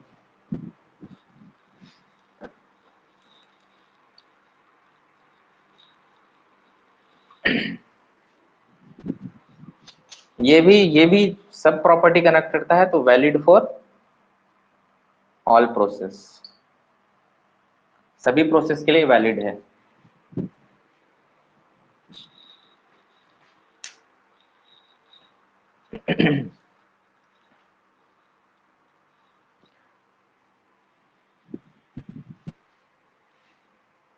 चलिए एक चीज छूटा हुआ था, मैं उसको हल्का सा बता देता हूं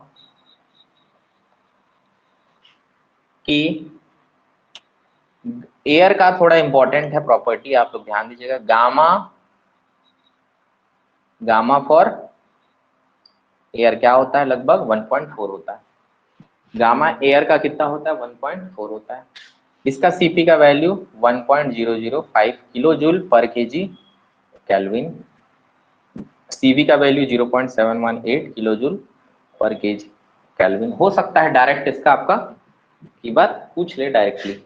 और इसका जो आर का वैल्यू है ये होता है 0.287 किलो जूल पर केजी। इसको अलग से ब्रैकेट में चिपका लो कहीं पे। ठीक है, एयर क्या है, एयर किस तरीके से काम करता है, एक आइडियल गैस की तरह ये काम करता है। अब मैं आपको एक चीज सवाल मन में अगर आ जाए तो मैं उसका भी जवाब दे देता हूँ। आर का वैल्यू होता है आपको 8.314 बोलते हैं यहाँ, लेकिन चेंज कैसे हो गया तो पहले आप लोग इसको करो फिर मैं बताता हूँ।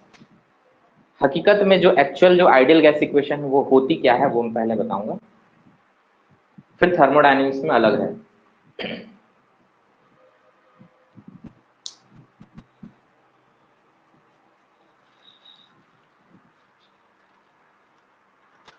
अभी मैं आइडियल गैस की तरफ आ रहा हूं, इसका मतलब है कि आइडियल गैस का एंट्रोपी चेंज पढ़ाने वाला हूं। ठीक है, आइडियल गैस की तरफ आ रहा हूं मतलब आइडियल गैस का एंट्रोपी चेंज पढ़ाऊंगा। ठीक है, नेक्स्ट टॉपिक रहेगा entropy change for ideal gas. और वहां से 3 फॉर्मूले बनते हैं और तीनों फॉर्मूले बहुत इंपॉर्टेंट है, सुपर इंपॉर्टेंट।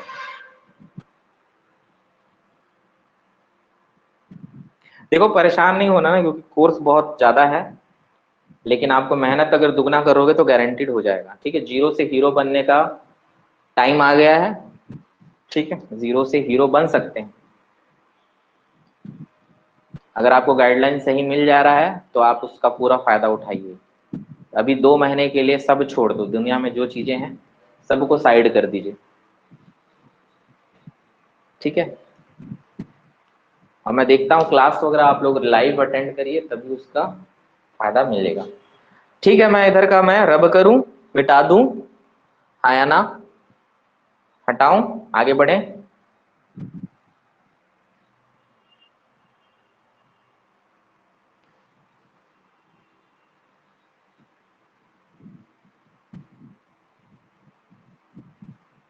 लिख लिए,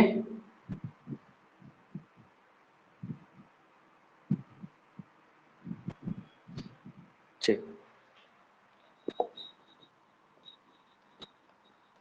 देखो जितना है ना अभी हम लोग पढ़ रहे हैं ना इनमें से कोई भी सवाल ऑब्जेक्टिव पूछ सकता है, इसलिए हर चीज इंपॉर्टेंट है। आइडियल गैस, आइडियल गैस का जो इक्वेशन आता है हम लोग लिखते हैं PV is equal to thermodynamics से एमआरटी लिखते हैं। ठीक है, बट ये नहीं है। ठीक, एक्चुअली में आता है PV is equal to NRT करके आता है। ठीक है, तो यहाँ पे जो आर की वैल्यू रहती है, इस जगह पे जो आर की एन रहता है नंबर ऑफ मोल्स। पढ़ना आपको यही है थर्मोडायनेमिक्स में, लेकिन ये कहाँ से आएगा मैं बता रहा हूँ। नंबर ऑफ मोल्स होता है, ठीक है, और एन होता है, आर होता है यहाँ पे यूनिवर्सल। ये आपको अलग से जानकारी दे रहा हूँ, ये इससे कोई लेना देना नहीं, लेकिन आप लोग इसको समझ जाओ। एक्चुअली में आर की वैल्यू चेंज हो सकती है। यूनिवर्सल गैस कांस्टेंट जिसकी वैल्यू रहती है 8.314 किलो जूल पर किलो मोल केल्विन। ठीक है, याद रखिए ये इस जगह पे। तो टी होता है टेम्परेचर जो कि केल्विन में होगा। ये ये है आइडियल गैस इक्वेशन।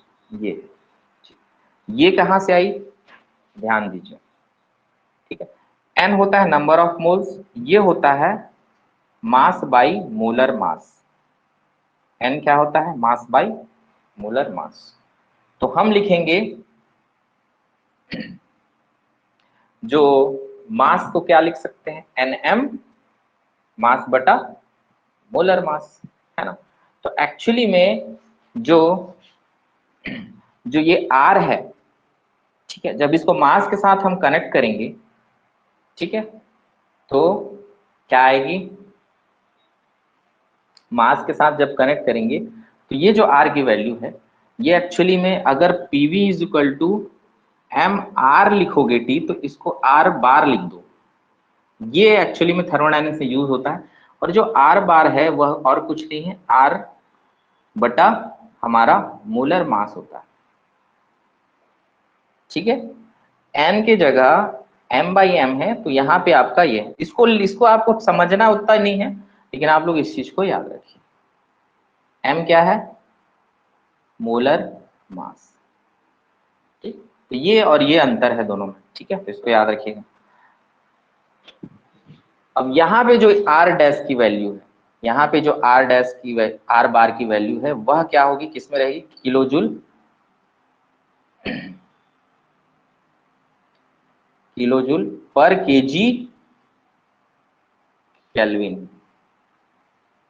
ठीक है, तो थर्मोडायनेमिक्स से हम लोग किलो जूल पर केजी केल्विन लेके जा रहे हैं। ठीक है, ये तो जैसे एयर का है, एयर का, ठीक, एयर का मास कितना है वो एग्जैक्टली नहीं 20, उसका कितना एग्जैक्टली डेंसिटी होता है 0.29 के आसपास, है ना। तो उसको छोड़िए, हम ये बोलेंगे कि अगर जैसे ऑक्सीजन है, ठीक है, ऑक्सीजन, ऑक्सीजन का क्या होता है, मोलर मास कितना होता है। अगर ये सवाल आ सकता है, ऑक्सीजन का मोलर मास कितना होता है, 32। तो मैं बोलूंगा कि आर इसके लिए क्या हो जाएगा 8.314 बटा 32। ठीक है, और इसी को रखना है हमको इसमें।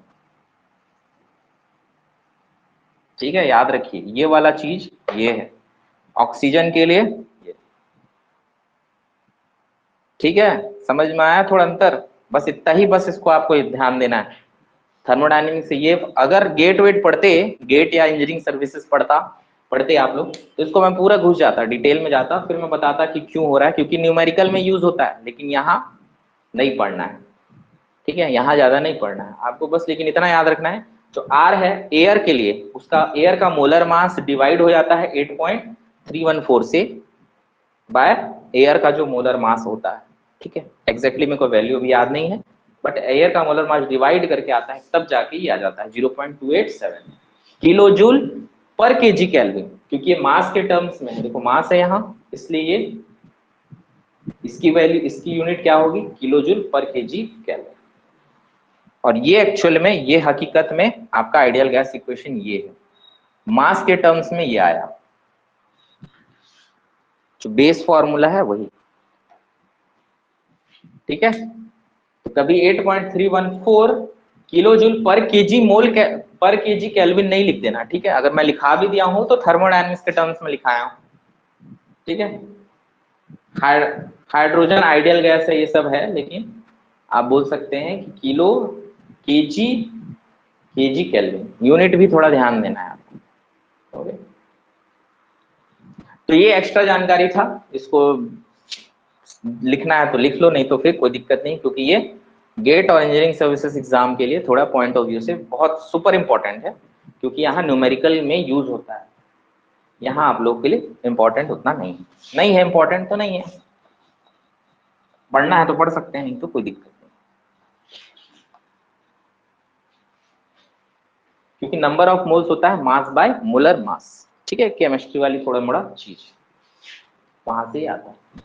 ठीक है, चलते हैं आगे, entropy change for an ideal gas, last topic आज का, उसके बाद एंड करेंगे।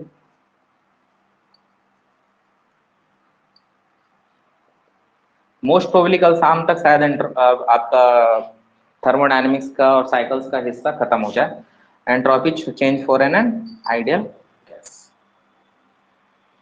ठीक है, आइडियल गैस के लिए 3 फॉर्मूला बनेगा, entropy change for an ideal gas. ठीक है, इसमें क्या होता है, आइडियल गैस के लिए, आइडियल गैस के लिए आपने अलग अलग इक्वेशन बनाया हुआ है, ये इसी फॉर्मूले से बन के आएगा, du प्लस पीडीवी से, इस फॉर्मूले से बन के आता है एक इक्वेशन। यहाँ पे एंट्रोपी चेंज क्या हो जाएगा, ds is equal to D बटा टी प्लस P बटा T dV ऐसा बन के आएगा। T नीचे चला गया दोनों के, ठीक है, तो मैं डेरिवेशन नहीं करता हूं, ठीक है, इसको इंटीग्रेट करते हुए du की वैल्यू आइडियल गैस के लिए mCV dt, ठीक है, एक कर देता हूं, बाकी दोनों को मैं लिखा दूंगा mCV dt बटा T plus P by T क्या होगा, PV is equal to MRT होता है, तो P बाय T होता है MR बाय V, तो यहां लिखोगे MR बाय V dt, ठीक है, सबको इंटीग्रेट कर देना है, कहां से कहां, S1 से S2, इसको वेरिएबल क्या है यहाँ dt है, तो dt से मतलब T1 से T2 और इसको V1 से V2, तो आपका जो इसको सॉल्व करने के बाद आएगा वह आएगा ds इज इक्वल टू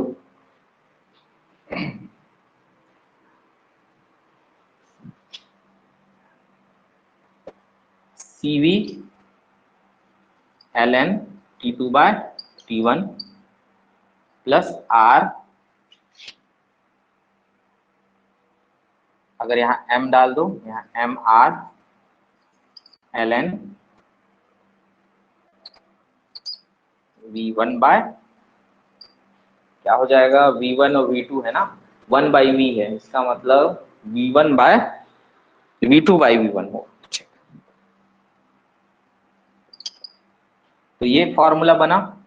लेकिन यहाँ ज्यादातर स्पेसिफिक की बात होती है, स्पेसिफिक मतलब m की वैल्यू 1 लेते हैं, तो ये एक इक्वेशन बना, मैं इधर से रब कर रहा हूं, बस हो गया आप लोग का, आज का क्लास होने ही वाला है।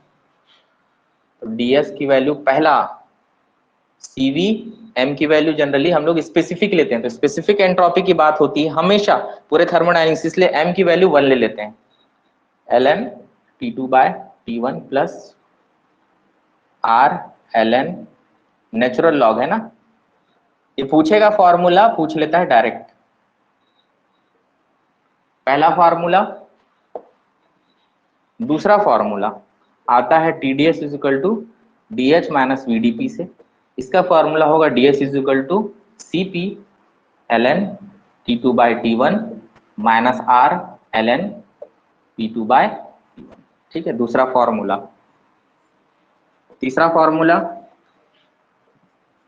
इन दोनों का कंपेयर करके आता है, तीसरा formula DS is equal to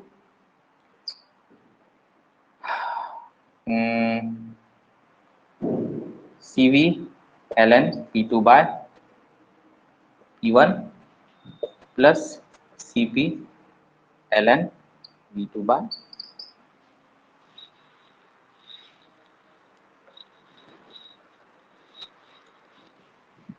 ये तीसरा फॉर्मूला, ये 3 फॉर्मूले हैं, पहला, ये दूसरा, तीसरा, जो कहाँ है, किसके लिए है, entropy change for an ideal gas, जब आपको जिसका जरूरत होता है इसको यूज करना है, न्यूमेरिकल में यूज नहीं करना है, तो सिर्फ आपको याद रखना है फॉर्मूला। अब कैसे याद रखना है वो चीज आपको ध्यान देना है, यहाँ पे CV रखे हो, यहाँ CV रखा, मतलब ये कांस्टेंट वॉल्यूम है, तो जब कांस्टेंट वॉल्यूम आएगा तो याद रखना कि प्लस वाला साइन आता है, प्लस PdV वाला, तो PdV वाला आता है, DV, ठीक है, तो उसमें प्लस करके R लगा देना ln V2 बाई, मतलब V वाला मतलब उधर जाएगा, अगर CP वाला में तो T2 by T1 by T1 CV में, बट R वाले में क्या रहेगा, P2 बाई P1, माइनस आएगा, किस लिए, क्योंकि ये DP वेरिएबल है, ठीक है, और यहाँ पे क्या किससे आया है, ये TdS इज इक्वल टू, कहाँ से आया, ये DU प्लस PdV से आया, इससे आया, तो देखो प्लस साइन और वेरिएबल ये है इसलिए ये आ गया, इसमें R जुड़ जाएगा, इसमें R जुड़ा ये, तो इसको याद रख लेना, और यहाँ पे CV वाला में P2 को वेरिएबल ले लो और CP वाला में V2 को ले लो, तो ऐसे याद कर सकते हो, अपना तरीका, नहीं तो डायरेक्ट रट लो। तो इसके साथ ही आज की क्लास को एंड करते हैं, और एंट्रोपी चेंज जो है हम लोगों ने लगभग लगभग खत्म कर लिया है, एक एक चीज बचा हुआ है, ठीक है, एक चीज बचा हुआ है, उसको मैं बस साइड में लिखा दे रहा हूँ, सिर्फ और सिर्फ 1 मिनट का है, पूछ लेगा तो हमको सब कर लेना है, एंट्रोपी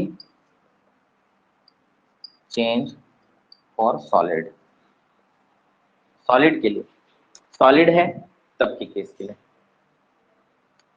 सॉलिड रहेगा तो सॉलिड का सीपी और सीवी नहीं होता है। सॉलिड के लिए याद रखिएगा, सॉलिड के लिए सीपी सीवी दोनों बराबर होता है, जो कि सी के रहता है।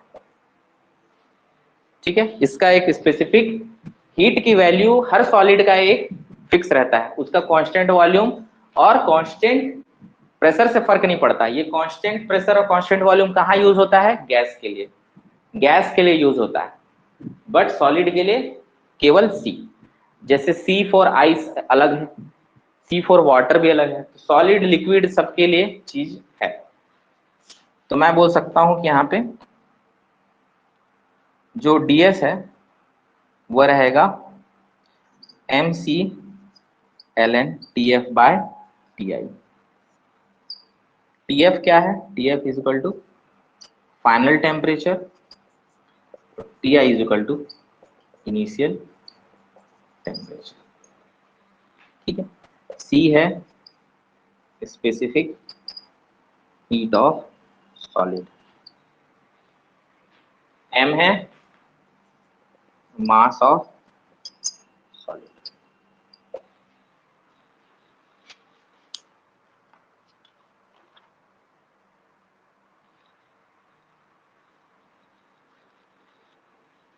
एंट्रोपी चेंज फॉर सॉलिड या फिर लिक्विड लिख लो। ठीक है, लिक्विड के लिए भी कोई दिक्कत नहीं, यही चीज है, सॉलिड या लिक्विड के लिए सेम रहता है।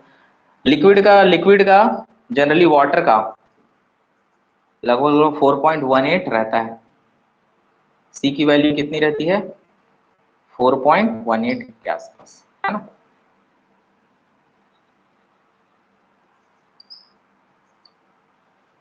वाटर का सी की वैल्यू, सी ऑफ वाटर 4.18 के अराउंड रहती है किलो जूल पर केजी केल्विन।